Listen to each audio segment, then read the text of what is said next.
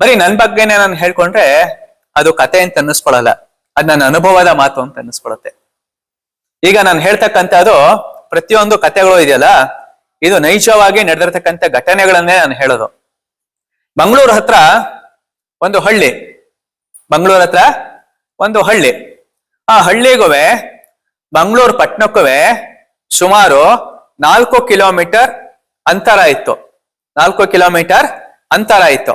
ಆ ಹಳ್ಳಿನಲ್ಲಿ ಕಮಲಮ್ಮ ಅಂತಕ್ಕಂಥವ್ರು ಒಬ್ರಿದ್ರು.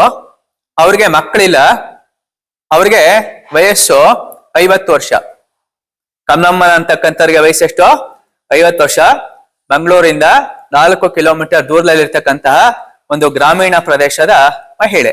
ಅವರು ಅವ್ರ ಗಂಡ ಇಬ್ರುವೆ ಆ ಮನೆಯಲ್ಲಿ ವಾಸ ಮಾಡ್ತಾ ಇದ್ರು. ಅವ್ರೇನ್ ತುಂಬಾ ದೊಡ್ಡ ಶ್ರೀಮಂತರಲ್ಲ. ಅವ್ರ ಗಂಡನೂ ಯಾವ್ದೋ ಫ್ಯಾಕ್ಟ್ರಿಗೆ ಹೋಗ್ತಾ ಇದ್ರು.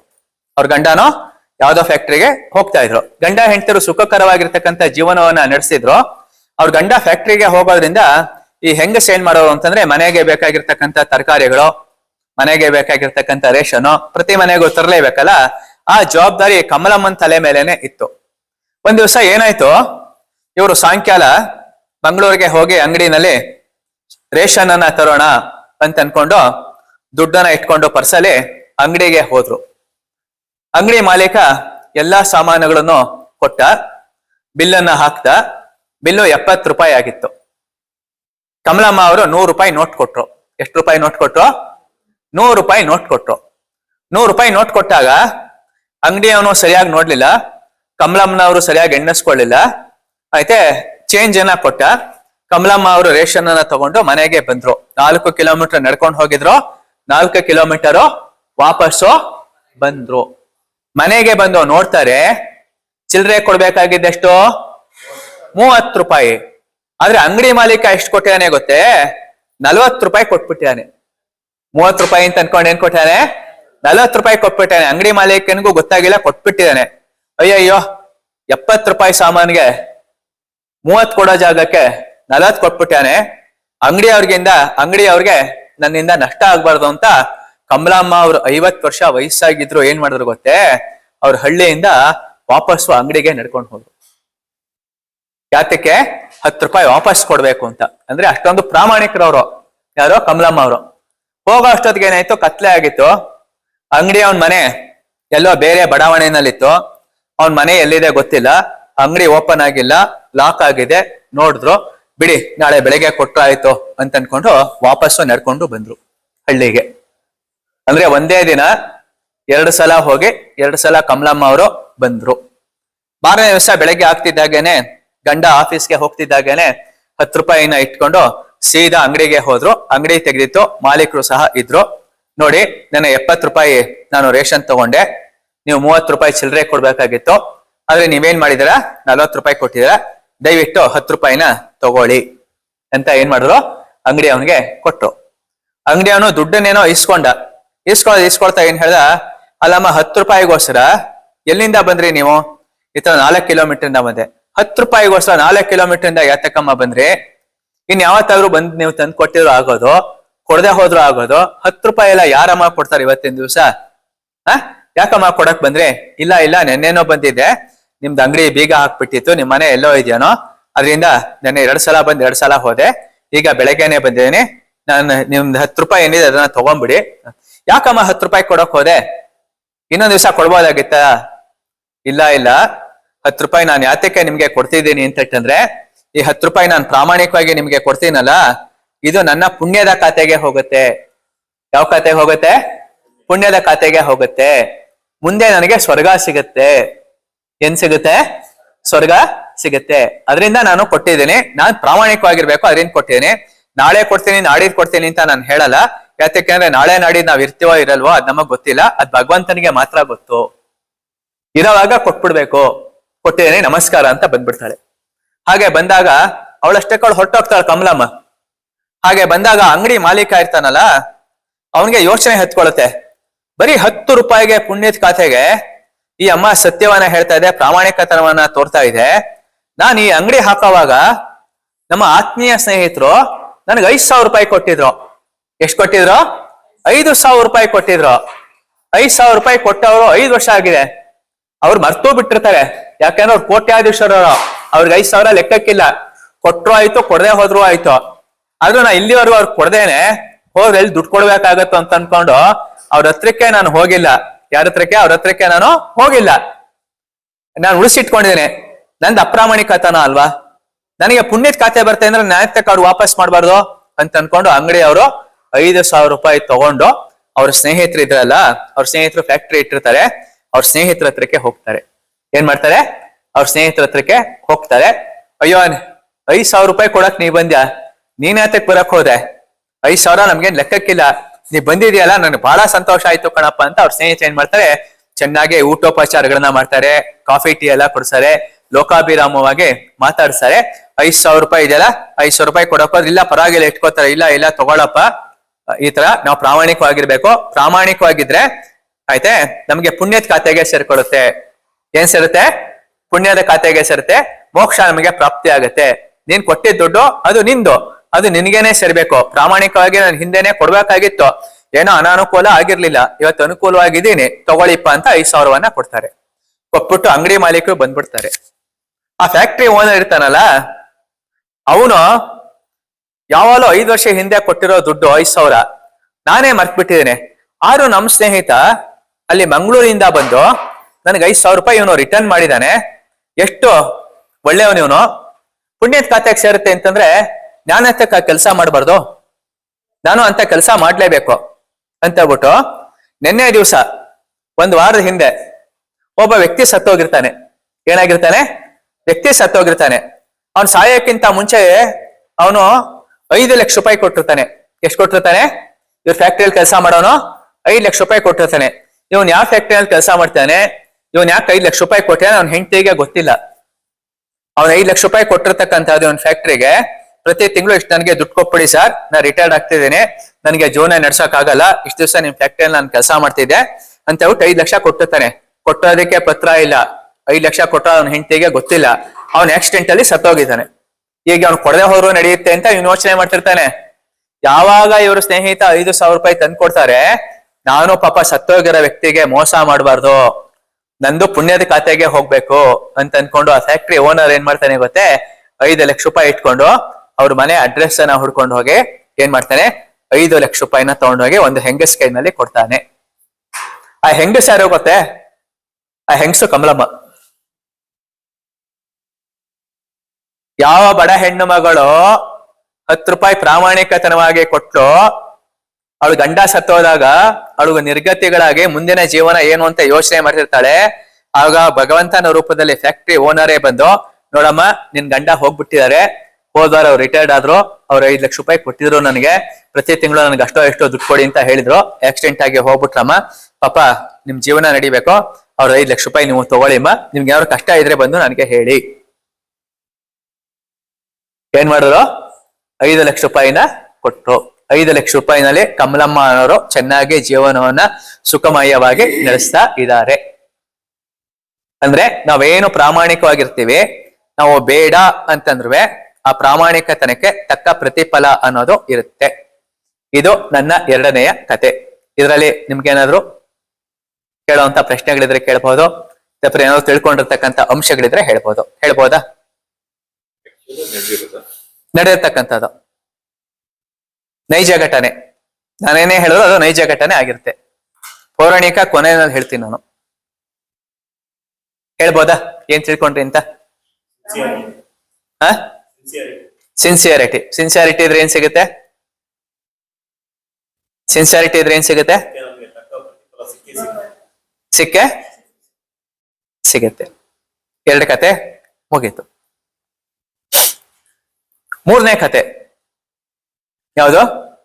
ಈಗ ಹೇಳ್ತಕ್ಕಂಥದ್ದು 3ನೆಯ ಚಿಕ್ಕ ಕತೆ. ವಿವೇಕಾನಂದರು ಚಿಕ್ಕ ಬಾಲಕ ಆಗಿರ್ತಾರೆ, ಪುಟ್ಟ ಬಾಲಕ. ಏನಾಗತ್ತೆ, ಮನೆಯಲ್ಲಿ ಅವ್ರ ತಂದೆ ಮತ್ತೆ ತಾಯಿ ಅವ್ರಿಗೆ ತಿಂಡಿ, ಊಟ, ಬಟ್ಟೆ ಅಷ್ಟಕ್ಕೆ ಮಾತ್ರ ವ್ಯವಸ್ಥೆ ಮಾಡಿರ್ತಾರೆ. ಶಾಲೆಗೆ ಹೋಗೋದಕ್ಕೆ ವಿದ್ಯಾಭ್ಯಾಸ ಕೊಡಿಸ್ತಿರ್ತಾರೆ. ಯಾರಿಗೆ? ವಿವೇಕಾನಂದರಿಗೆ. ಆದ್ರೆ ಅಕ್ಕಪಕ್ಕದ ಮನೆ ಹುಡುಗರು ಯಾರಾದ್ರು ಫಸ್ಟ್ ಕ್ಲಾಸ್ ಬಂದ್ರೆ, ಅವರನ್ನ ತುಂಬಾ ಪ್ರೀತಿಯಿಂದ ನೋಡಿ ಅವ್ರಗಳಿಗೆ ಚಾಕ್ಲೇಟ್ ಅನ್ನ ಕೊಡ್ಸಕ್ಕಂಥದ್ದು, ಬೇಕರಿಗಳಿಗೆ ಕರ್ಕೊಂಡು ಹೋಗಿ ಒಳ್ಳೆ ತಿನಿಸುಗಳನ್ನ ಕೊಡ್ತಕ್ಕಂಥದ್ದು, ಹೋಟ್ಲುಗಳಿಗೆ ಕರ್ಕೊಂಡು ಹೋಗಿ ಮತ್ತೆ ಒಳ್ಳೆ ತಿಂಡಿಗಳನ್ನ ಕೊಡ್ತಕ್ಕಂಥದ್ದು, ಒಳ್ಳೆ ಬಟ್ಟೆ ಬರೆಗಳನ್ನ ಕೊಡ್ತಕ್ಕಂಥದ್ದು, ಬೆನ್ನನ್ನ ತಟ್ಟತಕ್ಕಂಥ ಎಲ್ಲಾ ಕೆಲಸಗಳನ್ನು ಮಾಡ್ತಿರ್ತಾರೆ. ಬಹುಶಃ ನಮ್ ತಂದೆನೂ ಹಾಗೇನೆ ಇದ್ರು. ಓದೋವಾಗ ನಮಗೆ ಏನ್ ಬೇಕೋ ಅಷ್ಟ್ ಮಾತ್ರ, ಶಾಲೆಗೆ ಹೋಗೋದು, ಯೂನಿಫಾರ್ಮ್ ಕೊಡ್ಸೋದು, ಓದ್ಸೋದು ಅಷ್ಟ್ ಮಾತ್ರ ಮಾಡ್ತಿದ್ರೆ ವಿನಃ ನಮ್ಗೆ ಯಾರಿಗೂ ಬೆನ್ ತಟ್ಬಿಟ್ಟು ಬೇಕರಿಗೆ ಬನ್ನಿ, ಹೋಟ್ಲಿಗೆ ಹೋಗೋಣ ಬನ್ನಿ, ಸಿನಿಮಾಗೆ ಹೋಗೋಣ ಬನ್ನಿ, ಒಂದ್ ದಿವ್ಸನವ್ರು ಯಾವ್ದಾದ್ರು ಪ್ರವಾಸ ಹೋಗೋಣ ಬನ್ನಿ, ಆ ಥರದ್ ಯಾವ್ದು ಕೆಲಸಗಳನ್ನ ಮಾಡಿರ್ಲಿಲ್ಲ. ಆದ್ರೆ ನಾವು ಪ್ರಶ್ನೆ ಮಾಡ್ತಿದ್ವಿ, ನೀವೆಲ್ಲ ಬೆಳೆದಿದ್ದೀರಾ, ಎಲ್ಲೇ ತಂದೆ ತಾಯಿಂದ್ರು ಬೆಳೆಸ್ದಂಗೆ ನೀವು ಬೆಳೆಸಿದೀರಾ, ನಮ್ಗೊಂದ್ ಸ್ವಂತ ಮನೆ ಮಾಡ್ಲಿಲ್ಲ, ಇವತ್ಗೂ ನಾವು ಬಾಡಿಗೆ ಮನೆಯಲ್ಲೇ ಇದೀವಿ, ಯಾವ್ದು ಹೋಟ್ಲಿಗೆ ಕರ್ಕೊಂಡು ಹೋಗ್ಲಿಲ್ಲ, ಯಾವ್ದು ಊರುಗಳಿಗೆ ಕರ್ಕೊಂಡು ಹೋಗ್ಲಿಲ್ಲ, ಚೆನ್ನಾಗಿರ್ತಕ್ಕಂಥ ಬಟ್ಟೆಗಳು ಕೊಡಿಸ್ಲಿಲ್ಲ, ಕೈಗೆ ಕಟ್ಕೊಳಕ್ಕೆ ವಾಚ್ ಕೊಡಿಸ್ಲಿಲ್ಲ, ನಮಗೊಂದು ಸೈಕಲ್ ಕೊಡಿಸ್ಲಿಲ್ಲ. ಇದು ಸಾಮಾನ್ಯವಾಗಿ ನಮ್ಮ ವಯಸ್ಸಿನವರು ಎಲ್ಲರ ಮನೆಯಲ್ಲೂ ನಡೀತಾ ಇದ್ದಿದ್ ಘಟನೆಗಳು. ನಾವು ನಮ್ ತಂದೆಯನ್ನ ಕೇಳ್ತಿದ್ವಿ. ಆದ್ರೆ ನಮ್ ತಂದೆ ಅವ್ರು ಏನ್ ಹೇಳ್ತಿದ್ರು ಗೊತ್ತೇ, ನಮ್ ತಂದೆ ಅವರು ಬಹಳ ಸ್ಪಷ್ಟತೆಯಿಂದ ಹೇಳ್ತಿದ್ರು, ನೋಡಪ್ಪ, ಸ್ವಂತ ಮನೆಯವ್ರಿಗೆ ಒಂದೇ ಮನೆ, ಬಾಡಿಗೆ ಮನೆಯವನಿಗೆ 100 ಮನೆ, ನಮ್ಗೆ ಯಾವ ಮನೆ ಬೇಕು ಅಲ್ಲಿ ಹೋಗ್ಬೋದು, ಬಾಡಿಗೆ ಕಟ್ಬೋದು. ನಾವು ಈ ದೇಶಕ್ಕೆ ಸ್ವಾತಂತ್ರ್ಯ ಕೊಡ್ಸಿದ್ದು ನಿಮ್ಗೆಲ್ಲ ಉದ್ಯೋಗ ಕೊಡ್ಲಿ, ನಿಮ್ಗೆಲ್ಲ ಮನೆ ಕೊಡ್ಲಿ, ಮಠ ಕೊಡ್ಲಿ ಅಂತ ನಾವು ಮಾಡ್ಲಿಲ್ಲ ಕಣಪ್ಪ. ನಿಮ್ಗೆ ಶಾಲೆನಲ್ಲಿ ವಿದ್ಯಾಭ್ಯಾಸ ಕೊಡ್ತಿದ್ವಲ್ಲ, ಅದೇ ನಿಮ್ಗೆಲ್ಲ ಕೊಡುತ್ತೆ ಹೋಗಿ ಅನ್ನೋರು. ಹಾಗೆ ವಿವೇಕಾನಂದರು ಸಹ ಅವ್ರ ತಂದೆ ಏನ್ ಕೇಳಿದ್ರು ಅಂದ್ರೆ, ವಿವೇಕಾನಂದ ಅವರು ಅವ್ರ ತಂದೆನ ಕೇಳಿದ್ರು, ನೋಡಪ್ಪ, ಊಟ ಕೊಡ್ತೀಯ, ತಿಂಡಿ ಕೊಡ್ತೀಯ, ಬಟ್ಟೆ ಕೊಡ್ತೀಯ, ಶಾಲೆಗೆ ಕಳಿಸ್ತೀಯ, ಬೇರೆಯವ್ರು ಯಾರಾದ್ರೂ ಸ್ವಲ್ಪ ರ್ಯಾಂಕ್ ಬಂದ್ಬಿಟ್ರೆ ಅವ್ರಿಗೆ ಇಲ್ಲೇ ಇರ್ತಕ್ಕಂಥ ಉಡುಗೊರೆ ಕೊಡ್ತೀಯ, ನನಗ್ ಮಾತ್ರ ಯಾವ್ದು ಉಡುಗೊರೆನೆ ಕೊಡ್ತೀವಲ್ಲ, ಯಾಕಪ್ಪ ಹೀಗೆ ಅಂದ್ರು. ಅವಾಗ ಅವ್ರ ತಂದೆ ಏನ್ ಮಾಡಿದ್ರು ಗೊತ್ತೇ, ಬಾರಪ್ಪ ಇಲ್ಲಿ ರೂಮ್ಗೆ ಹೋಗು. ಎಲ್ಲಿ ಹೋಗೋ? ರೂಮ್ಗೆ ಹೋಗೋ. ರೂಮಲ್ಲಿ ಒಂದು ದೊಡ್ಡ ಕನ್ನಡಿ ಇಟ್ಟಿದ್ದೀನಿ, ಒಂದ್ 10 ನಿಮಿಷ ನೋಡು, ನೋಡ್ಬಿಟ್ಟು ನಿನ್ನ ಅಭಿಪ್ರಾಯನ ತಿಳಿಸಪ್ಪ ಅಂದ್ರು. ಏನಂದ್ರು? ನಿನ್ನ ಅಭಿಪ್ರಾಯನ ತಿಳಿಸು ಅಂದ್ರು ವಿವೇಕಾನಂದ ಅವರ ತಂದೆ. ನರೇಂದ್ರನಿಗೆ ಹೇಳಿದ ಮಾತು. ನರೇಂದ್ರ ಪೂರ್ವದ ಹೆಸರು ವಿವೇಕಾನಂದರಿಗೆ. ವಿವೇಕಾನಂದರು ರೂಮ್ಗೆ ಹೋದ್ರು. ಅವ್ರ ಆಕಾರವನ್ನ ಕನ್ನಡಿನಲ್ಲಿ 10 ನಿಮಿಷಗಳ ಕಾಲ ನೋಡಿದ್ರು. ನೋಡ್ಬಿಟ್ಟು ಸೀದಾ ಬಂದು ಅವ್ರ ತಂದೆ ಕಾಲಿಗೆ ಬಿದ್ದು ನಮಸ್ಕಾರವನ್ನ ಮಾಡಿದರು. ಕತೆ ಮುಕ್ತಾಯ. ಯಾತಕ್ಕೆ ಹಾಗೆ ಮಾಡಿದ್ರು? ಇದರಿಂದ ಏನ್ ತಿಳ್ಕೊಬಹುದು? ಹೋಗಿ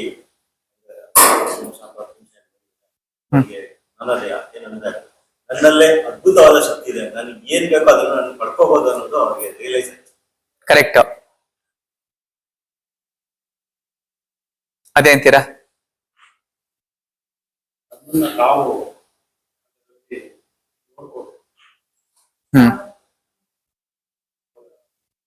ಎಲ್ಲ ಇದೆ ಅನ್ನೋದನ್ನ ಅವ್ರಿಗೆ ಆಭಾಸ. ನಾನು ಅದೇ ತರ ರೀತಿಯಲ್ಲಿ ಮಾಡಬೇಕು. ಕರೆಕ್ಟ್ ಅಲ್ವಾ? ವಿವೇಕಾನಂದ್ರು, ಮೋಹನ್ ಅವ್ರು ಹೇಳಿದ್ದು ಕರೆಕ್ಟೋ, ಬಾಲಾಜಿ ಅವ್ರು ಹೇಳಿದ್ದು ಕರೆಕ್ಟೋ, ಅವ್ರ ಅಭಿಪ್ರಾಯಗಳನ್ನ ತಿಳಿಸಿದ್ದಾರೆ. ವಿವೇಕಾನಂದ್ರು ಯಾತಕ್ಕೆ ಅವ್ರ ತಂದೆಗೆ ನಮಸ್ಕಾರ ಮಾಡಿದ್ರು ಅಂತಂದ್ರೆ, ಅವ್ರ ತಂದೆಗೆ ಅವ್ರು ಹೇಳಿದ್ರು, ನೋಡಪ್ಪ, ನೀನ್ ಯಾರ್ಯಾರಿಗೆ ಕೊಡುಗೆಗಳು ಕೊಟ್ಟಿದೀಯ, ಯಾರ್ಯಾರು ಚೆನ್ನಾಗಿ ವಿದ್ಯಾಭ್ಯಾಸ ಮಾಡಿದ್ದಾರೆ, ಯಾರ್ಯಾರು ಪ್ರತಿಭಾನ್ವಿತರಿದ್ದಾರೆ, ಅವ್ರಿಗೆಲ್ಲ ನೀನೇನ್ ಮಾಡಿದ್ಯಾ? ಕೊಡುಗೆಗಳನ್ನ ಕೊಟ್ಟಿದ್ಯಾ. ಒಳ್ಳೆ ಹೋಟ್ಲಿಗೆ ಕರ್ಕೊಂಡು ಹೋಗಿದ್ಯಾ, ಒಳ್ಳೆ ಬೇಕರಿಗೆ ಕರ್ಕೊಂಡು ಹೋಗಿದ್ಯಾ, ಒಳ್ಳೆ ಊಟೋಪಹಾರಗಳನ್ನ ಕೊಡಿಸಿದ್ಯಾ, ಒಳ್ಳೆ ಹೊಸ ಬಟ್ಟೆಗಳನ್ನ ಕೊಡಿಸಿದ್ಯಾ, ಅವ್ರಿಗೆ ಸಂತೃಪ್ತಿ ಪಡಿಸಿದ್ಯಾ. ಅವರೆಲ್ಲ ಯಾರು? ಅವರೆಲ್ಲ ಬೇರೆಯವ್ರ ಮಕ್ಕಳು. ಈ ಪ್ರಪಂಚಕ್ಕೆ ನೀನೇ ನನ್ನನ್ನ ಕೊಡುಗೆ ಕೊಟ್ಟಾಗ ನಾನ್ ನಿನ್ನಿಂದ ಏನ್ ಕೇಳಕ್ ಸಾಧ್ಯ? ನಿನ್ನಿಂದ ನಾನೇನೋ ಕಳೋದಕ್ಕೆ ಸಾಧ್ಯ ಇಲ್ಲ. ನನ್ನನ್ನೇ ಕೊಡುಗೆಯಾಗಿ ಕೊಟ್ಟಿರ್ತಕ್ಕಂತಹ ಪ್ರತ್ಯಕ್ಷವಾಗಿರ್ತಕ್ಕಂಥ ದೇವರು ನೀನು, ನಿನಗೆ ನಾನು ನಮಸ್ಕಾರ ಮಾಡ್ತೀನಿ ಅಂತ ಅವ್ರ ತಂದೆಗೆ ಏನ್ ಮಾಡಿದ್ರು? ಗೌರವಪೂರ್ಣವಾಗಿ ವಿವೇಕಾನಂದರು ಅವ್ರ ತಂದೆಗೆ ನಮಸ್ಕಾರವನ್ನ ಮಾಡಿದರು. ಇದು 3ನೆಯ ಕತೆ. ಆತ್ಮೀಯ ಶಿಬಿರಾರ್ಥಿಗಳೇ, ಕಳೆದ ಬಾರಿ ಇದೇ ಕನಕಧಾಮ ಯೋಗಾಶ್ರಮದಲ್ಲಿ ಮುಕುಂದನ್ ಗುರೂಜಿ ಅವರು ನಮ್ಮ ಪ್ರತಿಭೆಗಳನ್ನ ಆವಾಗ ಎತ್ತಿ ಹಿಡಿತಿರ್ತಾರೆ. ನಾನೇನ್ ಹೇಳ್ತೀನಿ ಅದ್ರ ಬಗ್ಗೆ ಮಾತಾಡಿ ಸರ್ ಅಂತಾರೆ. ವಿಶ್ವೇಶ್ವರ ಬಗ್ಗೆ ಮಾತಾಡ್ಸಿದ್ರು 1 ಗಂಟೆಗಳ ಕಾಲ. ವಿಶ್ವೇಶ್ವರ ಜೀವನ ಚರಿತ್ರೆ ಮತ್ತೆ ಮೌಲ್ಯಗಳನ್ನ ಹಳಬರಿದ್ದಾರೆ, ಅವರೆಲ್ಲ ಕೇಳಿ ತಿಳ್ಕೊಂಡ್ರಿ. ಆದ್ರೆ ಇವತ್ತು ನಾವು ವಿಶ್ವೇಶ್ವರಯ್ಯನವ್ರ ಬಗ್ಗೆನೂ ಒಂದ್ 10 ನಿಮಿಷ ಮಾತಾಡ್ಲೇಬೇಕಾಗತ್ತೆ. ವಿಶ್ವೇಶ್ವರಯ್ಯನವರು 1861 ಇಸ್ವಿ ಆಗಸ್ಟ್ 15ಕ್ಕೆ ಹುಟ್ಟಿದ್ರು. 1962 ಇಸ್ವಿ ಏಪ್ರಿಲ್ 14ಕ್ಕೆ ಅವರು ವಿಧಿವಶರಾದ್ರು. 102 ವರ್ಷಗಳ ಕಾಲ ಇರ್ತಕ್ಕಂಥ ವಿಶ್ವೇಶ್ವರಯ್ಯನವರು ಯಾವಾಗಲೂ ಕೇವಲ ಕರ್ತವ್ಯದಲ್ಲಿ ಮಾತ್ರ ಮಗ್ನರಾಗ್ತಿದ್ರು. ಶಿಸ್ತಿನಿಂದ ಕೆಲಸಗಳನ್ನ ಮಾಡ್ತಿದ್ರು, ಅನೇಕ ನೀರಾವರಿ ಯೋಜನೆಗಳನ್ನ ಮಾಡ್ತಿದ್ರು, ಜನಕ್ಕೆ ಅನುಕೂಲ ಆಗ್ತಕ್ಕಂಥ ನಗರೀಕರಣಗಳ ಯೋಜನೆಗಳನ್ನ ಮಾಡ್ತಿದ್ರು. ಮೈಸೂರಿನ ದಿವಾನರಾಗಿರ್ತಕ್ಕಂಥ ಸಂದರ್ಭದಲ್ಲಿ ಆಯ್ತೆ ನಮ್ಮ ಸರ್ವತೋಮುಖ ಅಭಿವೃದ್ಧಿಗೆ ಕಳಶಪ್ರಾಯರಾಗಿರ್ತಕ್ಕಂಥ ನಾಲ್ವಡಿ ಕೃಷ್ಣರಾಜ ಒಡೆಯರ್ ಅವರಿಗೆ ಸಹಾಯ ಮಾಡಿ ಇಡೀ ಮೈಸೂರನ್ನ ಇಡೀ ವಿಶ್ವಕ್ಕೆ ಮಾದರಿಯಾಗಿರ್ತಕ್ಕಂಥ ಮೈಸೂರನ್ನಾಗಿ ಸಂಸ್ಥಾನವನ್ನ ಮಾಡಿರ್ತಕ್ಕಂಥ ಸತ್ಕೀರ್ತಿ, 6 ವರ್ಷಗಳ ಕಾಲ ದಿವಾನರಾಗಿ ಮಾಡಿರ್ತಕ್ಕಂಥ ಸತ್ಕೀರ್ತಿ ಯಾರಿಗೆ ಸೇರುತ್ತೆ? ಅದು ಸರ್ ಎಂ ವಿಶ್ವೇಶ್ವರಯ್ಯನವ್ರಿಗೆ ಸೇರುತ್ತೆ. ಅದಲ್ಲದೆ ಅನೇಕ ಕಾರ್ಖಾನೆಗಳನ್ನ ಮಾಡಿದ್ರು. ಮೈಸೂರು ಲ್ಯಾಕ್ಸ್ ಅಂಡ್ ಪೇಂಟ್ಸ್ ಇರ್ಬೋದು, HAL ಇರ್ಬೋದು, ನಿಮ್ಗೆಲ್ಲ ಅದೆಲ್ಲ ಗೊತ್ತೇ ಇದೆ. ಅಂತ ವಿಶ್ವೇಶ್ವರಯ್ಯನವ್ರಿಗೆ ಯಾವ್ದೋ ಒಂದು ಸಭೆ ಇದೆ, ಯಾವ್ದೋ ಒಂದು ಮೀಟಿಂಗ್ ಇದೆ, ಯಾವ್ದೋ ಒಂದು ಸಾರ್ವಜನಿಕರನ್ನ ಕರೆದೋ ಮಾತಾಡೋದಿದೆ, ದಯವಿಟ್ಟು ನೀವು ಬನ್ನಿ ಅಂತಂದ್ರೆ ಪ್ರೀತಿಪೂರ್ವಕವಾಗಿ ಹೋಗೋರು. ಆದ್ರೆ ಅವ್ರ ಇಡೀ ಭಾಷಣದಲ್ಲಿ 102 ವರ್ಷಗಳ ಅವರ ಜೀವನ ಚರಿತ್ರೆನಲ್ಲಿ ಅವ್ರು ಮಾತಾಡಿದ ಎಷ್ಟು ಗೊತ್ತೇ? ಅವ್ರು ಮಾತಾಡಿದ್ರು ಕೇವಲ 10 ನಿಮಿಷ ಮಾತ್ರ. ಯಾವುದೇ ಸಭೆ ಆದ್ರೂ ಕೇವಲ 10 ನಿಮಿಷ ಮಾತ್ರ. ಯಾಕೆ 10 ನಿಮಿಷ ಮಾತ್ರ ಮಾತಾಡ್ತಿದ್ರು ವಿಶ್ವೇಶ್ವರಯ್ಯನವರು ಅಂತಂದ್ರೆ, ಅವರ ಸಮಯಕ್ಕೆ ಅಗಾಧವಾಗಿರ್ತಕ್ಕಂಥ ಮೌಲ್ಯಗಳನ್ನ ಕೊಡ್ತಿದ್ರು. ಸಮಯಕ್ಕೆ ಏನ್ ಕೊಡ್ತಿದ್ರು? ಅನೇಕ ಪ್ರಾಶಸ್ತ್ಯಗಳನ್ನ ಕೊಡ್ತಿದ್ರು. ಅಂತ ವಿಶ್ವೇಶ್ವರಯ್ಯನವರು ಅವ್ರಿಗೆ 90 ವರ್ಷ ವಯಸ್ಸಾಗಿರುತ್ತೆ. ಅವ್ರು ಹುಟ್ಟಿರ್ತಕ್ಕಂಥ ಊರು ಮುದ್ದೇನಹಳ್ಳಿ ಅಂತ ಚಿಕ್ಕಬಳ್ಳಾಪುರದ ಹತ್ರ ಬರುತ್ತೆ. ಮುದ್ದೇನಹಳ್ಳಿ ಪ್ರಾಥಮಿಕ ಶಾಲೆಯಲ್ಲಿ ಅವ್ರು ಓದಿರ್ತಾರೆ. ಆ ದಾರಿ ಮಾರ್ಗವಾಗಿ ಮುದ್ದೇನಹಳ್ಳಿಯಿಂದ ಬರ್ಬೇಕಾದ್ರೆ ಆ ಶಾಲೆಯಲ್ಲಿರ್ತಕ್ಕಂತಹ ಮುಖ್ಯಸ್ಥರು ಏನ್ ಮಾಡ್ತಾರೆ, ನಮ್ಮ ಶಾಲೆಗೆ 100 ವರ್ಷ ಆಗ್ತಿದೆ, ಈ ಶಾಲೆಯಲ್ಲಿ ಓದವ್ರು, ನಿಮಗೆ ಭಾರತ ರತ್ನ ಪ್ರಶಸ್ತಿ ಬೇರೆ ಬಂದಿದೆ, ದಿವಾನರಾಗಿ ಕೆಲಸ ಮಾಡಿದಿರಾ, ನಿಮಗಿಂತ ಉತ್ತಮವಾಗಿರ್ತಕ್ಕಂಥವ್ರು ಯಾರೂ ಇಲ್ಲ, ದಯವಿಟ್ಟು ಈ ಶಾಲೆಯ 100ನೇ ವರ್ಷದ ಶತಮಾನದ ಒಂದು ವಾರ್ಷಿಕೋತ್ಸವಕ್ಕೆ ತಾವೇ ಮುಖ್ಯ ಅತಿಥಿಯಾಗಿ ಬರ್ಬೇಕು ಅಂತ ಕೈ ಮುಗಿದು ಕೇಳ್ಕೊಳ್ತಾರೆ. ವಿಶ್ವೇಶ್ವರಯ್ಯನವರು ಬಹಳ ಸಂತೋಷದಿಂದ ಒಪ್ಕೋತಾರೆ. ಬಹುಶಃ ಅವರ ಇಡೀ ಜೀವನದಲ್ಲಿ 1 ಗಂಟೆ ಏನಾದ್ರು ಭಾಷಣವನ್ನ ಮಾಡಿದ್ದಾರೆ ಅಂತಂದ್ರೆ, ಏನ್ ಮಾಡಿದ್ದಾರೆ? 1 ಗಂಟೆ ಸುದೀರ್ಘವಾಗಿರ್ತಕ್ಕಂಥ ಭಾಷಣವನ್ನ ಏನಾದ್ರು ಮಾಡಿದ್ದಾರೆ ಅಂದ್ರೆ ಅವರ ಶಾಲೆಯ ಶತಮಾನೋತ್ಸವ ಭವನ ಆಗುತ್ತಲ್ಲ, ವಾರ್ಷಿಕೋತ್ಸವ, ಅವತ್ತಿನ ದಿವಸ ವಿಶ್ವೇಶ್ವರಯ್ಯನವರು ಮಾತಾಡಿರ್ತಾರೆ. ಹಾಗೆ ಮಾತಾಡುವಾಗ ಅಲ್ಲಿ ಅವರು ಒಂದು ಕತೆ ಹೇಳ್ತಾರೆ. ಏನ್ ಹೇಳ್ತಾರೆ? ಕತೆ ಹೇಳ್ತಾರೆ. ಬಹಳ ಚಿಕ್ಕದಾಗಿರ್ತಕ್ಕಂಥ ಕತೆ. ವಿಶ್ವೇಶ್ವರಯ್ಯನವರು ಯಾವಾಗಲೂ ಯೋಜನೆಗಳ ಬಗ್ಗೆ, ಮಾದರಿ ಮೈಸೂರಿನ ಬಗ್ಗೆ, ಅವ್ರ ಕರ್ತವ್ಯದ ಬಗ್ಗೆ, ಅವ್ರು ಏನೇನ್ ಕೆಲಸಗಳು ಮಾಡಿದ್ರು ಅನ್ನೋದ್ರ ಬಗ್ಗೆ, ಹೇಗೆ ಮಾಡ್ಬೇಕು ಅನ್ನೋದ್ರ ಬಗ್ಗೆ ಮಾರ್ಗದರ್ಶನಗಳನ್ನ ಕೊಡ್ತಾ ಇದ್ರೆ ವಿನಃ ವಿಶ್ವೇಶ್ವರಯ್ಯನವರು ಕತೆ ಹೇಳ್ತಿದ್ರ? ಅದೊಂದು ಪ್ರಶ್ನೆ ಬಂದಾಗ ವಿಶ್ವೇಶ್ವರಯ್ಯನವರು ಅವರ 102 ವರ್ಷ ಜೀವಿತಾವಧಿನಲ್ಲಿ ಒಂದೇ ಒಂದು ಕಥೆನ ಹೇಳಿರೋದು. ಆ ಕತೆ ಇವತ್ತಿಗೂ ನಮಗೆ ಮಾದರಿ ಆಗಿದೆ. ಏನಾಗಿದೆ? ಮಾದರಿ ಆಗಿದೆ. ಹಾಗಾದ್ರೆ ಆ ಕಥೆನ ಕೇಳೋಣ, ಖಂಡಿತವಾಗ್ಲೂ ಕೇಳೋಣ. ಈ ಮೈಸೂರು ಮತ್ತೆ ಬೆಂಗಳೂರಿಗೆ ಹೋಗ್ತಕ್ಕಂತ ಮಾರ್ಗ ಮಧ್ಯದಲ್ಲಿ ತೂಬಿನಕೆರೆ ಅಂತ ಒಂದು ಊರಿದೆ. ತೂಬಿನಕೆರೆ ಅಂದ್ರೆ ಮಂಡ್ಯ ಇದೆಯಲ್ಲ, ಮಂಡ್ಯದಿಂದ ಹಿಂದಿನ ಊರು. ಅಲ್ಲಿಂದಾನೇ ಎಲ್ಲಾ ಕಡೆಗೂ ನೀರಾವರಿ ಯೋಜನೆಗಳನ್ನ ಬಿಡ್ತಕ್ಕಂತ ಒಂದು ಯೋಜನೆ ಅದು. ವಿಶ್ವೇಶ್ವರಯ್ಯನವರು ಆ ಯೋಜನೆನ ರೂಪಿಸಿದ್ದು. ಅವತ್ತಿನ ದಿವಸ ಹೆಲಿಕಾಪ್ಟರ್ ಇತ್ತಲ್ಲ, ಹೆಲಿಕಾಪ್ಟರ್ ಕೆಲವೇ ಕೆಲವು ವ್ಯಕ್ತಿಗಳಿಗೆ ಮಾತ್ರ ಸೀಮಿತ ಆಗಿತ್ತು. ಕೆಲವು ಗಣ್ಯ ವ್ಯಕ್ತಿಗಳು ಮಾತ್ರ ಹೆಲಿಕಾಪ್ಟರ್ನ ಬಳಸ್ತಾ ಇದ್ರು. ಈ ಬೆಂಗಳೂರಿನಿಂದ ಮೈಸೂರಿಗೆ ಯಾವುದೋ ಒಂದು ವಿಶೇಷ ಕಾರಣಕ್ಕೆ ಅವತ್ತಿನ ದಿವಸ ಮುಖ್ಯಮಂತ್ರಿಗಳಾಗಿರ್ತಕ್ಕಂಥ ಕೆಂಗಲ್ ಹನುಮಂತಯ್ಯನವರು ಬರ್ಬೇಕಾಗುತ್ತೆ. ಹೆಲಿಕಾಪ್ಟರ್ ಅಲ್ಲಿ ಬರ್ಬೇಕಾಗುತ್ತೆ. ಅವರು ಬರೋದಕ್ಕಿಂತ ಮುಂಚೆ ಒಂದು ವೈಮಾನಿಕವಾಗಿ, ಪ್ರಾಕೃತಿಕವಾಗಿ ಒಂದು ಸಲ ವಿಮಾನ ಸಂಚಾರ ಮಾಡ್ಬೇಕು, ಹೆಲಿಕಾಪ್ಟರ್ ಸಂಚಾರ ಮಾಡ್ಬೇಕು. ಅದು ಚೆನ್ನಾಗಿದ್ಯಾ ಹೇಗಿದ್ಯಾ ಅಂತ ಅದನ್ನ ಏನ್ ಮಾಡ್ಬೇಕು, ಒಂದು ಮಾಡೆಲ್ ಆಗಿ ಇಟ್ಕೊಂಡು ಮಾಡ್ಬೇಕು ಅಂತ ಏನ್ ಮಾಡ್ತಾರೆ, ಒಂದು ಹೆಲಿಕಾಪ್ಟರ್ನ ಬೆಂಗಳೂರಿಂದ ಮೈಸೂರಿಗೆ ಕಳಿಸ್ತಾರೆ. ಆ ಹೆಲಿಕಾಪ್ಟರ್ ಅಲ್ಲಿ ಇಬ್ಬರು ಇರ್ತಾರೆ. ಒಬ್ರು ಡ್ರೈವರು, ಇನ್ನೊಬ್ರು ಇಂಜಿನಿಯರ್. ಇಂಜಿನಿಯರ್ ಮತ್ತೆ ಡ್ರೈವರ್ ಇರ್ತಕ್ಕಂಥ ಹೆಲಿಕಾಪ್ಟರ್ ಬೆಂಗಳೂರಿಂದ ಮೈಸೂರಿಗೆ ಬರುತ್ತೆ. ಮೈಸೂರಿನಲ್ಲಿ ಕರೆಕ್ಟ್ ಆಗೋದು ಪ್ರಯಾಣ ಮಾಡುತ್ತೆ. ವಾಪಸ್ ಹೋಗ್ಬೇಕಾದ್ರೆ ಈ ತೂಬಿನಕೆರೆ ಇದೆಯಲ್ಲ, ತೂಬಿನಕೆರೆ ಹತ್ರ ಅದು ಯಾಕೋ ಕೆಲಸ ಮಾಡಲ್ಲ. ಹೆಲಿಕಾಪ್ಟರ್ ಏನ್ ಮಾಡಲ್ಲ, ಕೆಲಸವನ್ನ ಮಾಡಲ್ಲ. ಬಲವಂತವಾಗಿ ಅದನ್ನ ಇಳಿಸ್ಬೇಕಾಗತ್ತೆ. ಅದನ್ನ ಎಲ್ಲಿ ಇಳಿಸ್ತಾರೆ ಅಂತಂದ್ರೆ ಮಂಡ್ಯದಲ್ಲಿ ಒಂದು ಕೃಷಿ ಭೂಮಿನಲ್ಲಿ ಇಳಿಸ್ತಾರೆ. ಎಲ್ಲಿ ಇಳಿಸ್ತಾರೆ? ಮಂಡ್ಯ ಹತ್ರ ಹೆಲಿಕಾಪ್ಟರ್ನ ಕೃಷಿ ಭೂಮಿನಲ್ಲಿ ಇಳಿಸ್ತಾರೆ. ಹೆಲಿಕಾಪ್ಟರ್ನಲ್ಲಿ ಒಬ್ರು ಪೈಲಟ್ ಇದ್ದಾರೆ, ಅಂದ್ರೆ ಡ್ರೈವರು, ಒಬ್ರು ಇಂಜಿನಿಯರ್ ಇದ್ದಾರೆ. ಆ ಕೃಷಿ ಭೂಮಿ ಇತ್ತಲ್ಲ, ಅದು ಸುಮಾರು 1 ಎಕರೆ ವಿಸ್ತಾರ ಇರ್ತಕ್ಕಂಥ ಭೂಮಿ. ಅಲ್ಲಿ ಒಬ್ಬ ಬಡ ರೈತ ಕೂತಿರ್ತಾನೆ. ಬಡ ರೈತ ಆಕಾಶನ ನೋಡ್ಕೊಂಡು ಕೂತಿರ್ತಾನೆ. ಇವರಿಬ್ರು ಹೋಗ್ತಾರೆ. ಯಾತಕ್ಕಪ್ಪ ಕೂತಿದ್ಯಾ ಅಂತ ಕೇಳ್ತಾರೆ ರೈತನ. ನೋಡಿ, ನಮ್ಮ ಈ ಹಳ್ಳಿಗೆ ಮಳೆ ಬಿದ್ದು 4-5 ವರ್ಷ ಆಗೋಯ್ತು, ಮಳೆನೇ ಬಿದ್ದಿಲ್ಲ. ರಾಗಿ ಹಾಕೋಣಂದ್ರೆ ರಾಗಿ ಬರಲ್ಲ, ಜೋಳ ಹಾಕೋಣಂದ್ರೆ ಜೋಳ ಬರಲ್ಲ. ಒಣ ಬೇಸಾಯ ಪದ್ಧತಿ ಮಾಡ್ಬೇಕು, ಇಲ್ಲಿ ನೀರು ಸಹ ಇಲ್ಲ, ಹತ್ತಿನೂ ಇಲ್ಲ. ನಾವ್ ಹೇಗ್ ಜೀವನ ನಡೆಸ್ಬೇಕು? ಮಳೆ ಬರುತ್ತಾ ಅಂತ ಪ್ರತಿನಿತ್ಯ ನಮ್ಮ ಹಳ್ಳಿ ಇಲ್ಲಿಂದ 4 ಕಿಲೋಮೀಟರ್ ದೂರದಲ್ಲಿದೆ, ಅಲ್ಲಿಂದ ನಾನು ಇಲ್ಲಿಗೆ ಬರ್ತೇನೆ. ಪ್ರತಿನಿತ್ಯ ಬರ್ತೇನೆ, ಮಳೆ ಬರ್ತಾ ಅಂತ ಆಕಾಶ ನೋಡ್ತೇನೆ. ಮಳೆ ಬರೋದಿಲ್ಲ ಅಂತ ನಿರಾಶಾದಾಯಕವಾಗಿ ಹೋಗ್ತೇನೆ. ನಮ್ ಸುತ್ತಮುತ್ತ ಈ ಹಳ್ಳಿಗಳೆಲ್ಲ ಇಲ್ಲಿ ಇದೆಯಲ್ಲ, ಇವರೆಲ್ಲ ಅತ್ಯಂತ ಬಡವರಾಗಿದ್ದಾರೆ. ಇಲ್ಲಿ ಬರಗಾಲ ಬಂದ್ಬಿಟ್ಟಿದೆ, ಅದರಿಂದ ಬಂದಿದ್ದೀನಿ. ನಿಮ್ದು ಯಾವ್ದೋ ವಿಮಾನ ತಂದು ಹೆಲಿಕಾಪ್ಟರ್ ತಂದು ಇಲ್ಲಿ ನಿಲ್ಲಿಸ್ಬಿಟ್ಟಿದಾರಲ್ಲ ಅಂತ ನೋನು. ಯಾರು? ರೈತ. ಇಲ್ಲ ಕಣಪ್ಪ, ಇದರಲ್ಲಿ ಪೆಟ್ರೋಲ್ ಮುಗ್ದೋಗಿದೆ, ವಿಮಾನಕ್ಕೆ ಹಾಕ್ಬೇಕಾಗಿರೋದು ಪೆಟ್ರೋಲ್ ಮುಗ್ದೋಗಿದೆ. ನಾವು ಬೆಂಗಳೂರಿಗೆ ಹೋಗಿ ಬರ್ಬೇಕು. ಇಲ್ಲಿಂದ ಮೇನ್ ರೋಡ್ ಎಷ್ಟು ದೂರ ಆಗುತ್ತಪ್ಪ? ಮೇನ್ ರೋಡ್ ಬಂದು 1-2 ಕಿಲೋಮೀಟರ್ ಆಗುತ್ತೆ. ಆಯ್ತಪ್ಪ, ಅಲ್ಲಿಂದ ಯಾವ್ದು ಕಾರ್ ತಗೊಂಡ್ ಹೋಗಿ 1 ಕ್ಯಾನ್ ತಗೊಂಡ್ ಹೋಗಿ ಬೆಂಗಳೂರಿಂದ ನಾವು ಪೆಟ್ರೋಲ್ ತರ್ತೀವಿ, ಆಮೇಲೆ ವಿಮಾನನ ರನ್ ಮಾಡ್ತೀವಿ. ಅಲ್ಲಿವರೆಗೂ ಈ ವಿಮಾನನ ಏನ್ ಮಾಡಪ್ಪ? ನೋಡ್ಕೊಂಡಿರಪ್ಪ.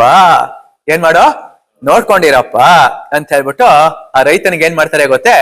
ಈ ಪೈಲಟ್ ಮತ್ತೆ ಇಂಜಿನಿಯರ್ 500 ರೂಪಾಯಿ ನೋಟ್ ಕೊಡ್ತಾರೆ. ಅವತ್ತಿನ ದಿವಸ 500 ರೂಪಾಯಿ ನೋಟು ಅಂದ್ರೆ 5,000ಕ್ಕೆ ಸಮ.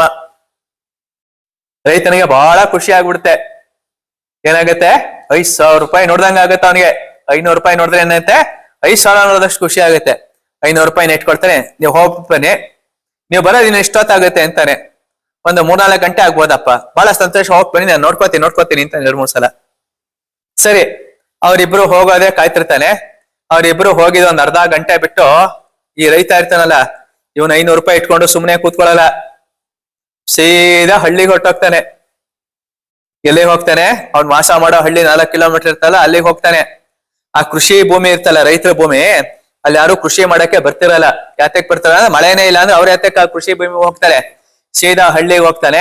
ಹಳ್ಳಿನಲ್ಲಿ ಆಯ್ತೆ ತಮಟೆ ಹೊಡಿಸ್ತಾನೆ, ಡಂಗೂರ ಬಾರಿಸ್ತಾನೆ. ನಿಮ್ಮಲ್ಲಿ ಯಾರಾದ್ರೂ ಹೆಲಿಕಾಪ್ಟರ್ ನೋಡಿದೀರಾ? ನಿಮ್ಮಲ್ಲಿ ಯಾರಾದ್ರೂ ವಿಮಾನ ನೋಡಿದೀರಾ?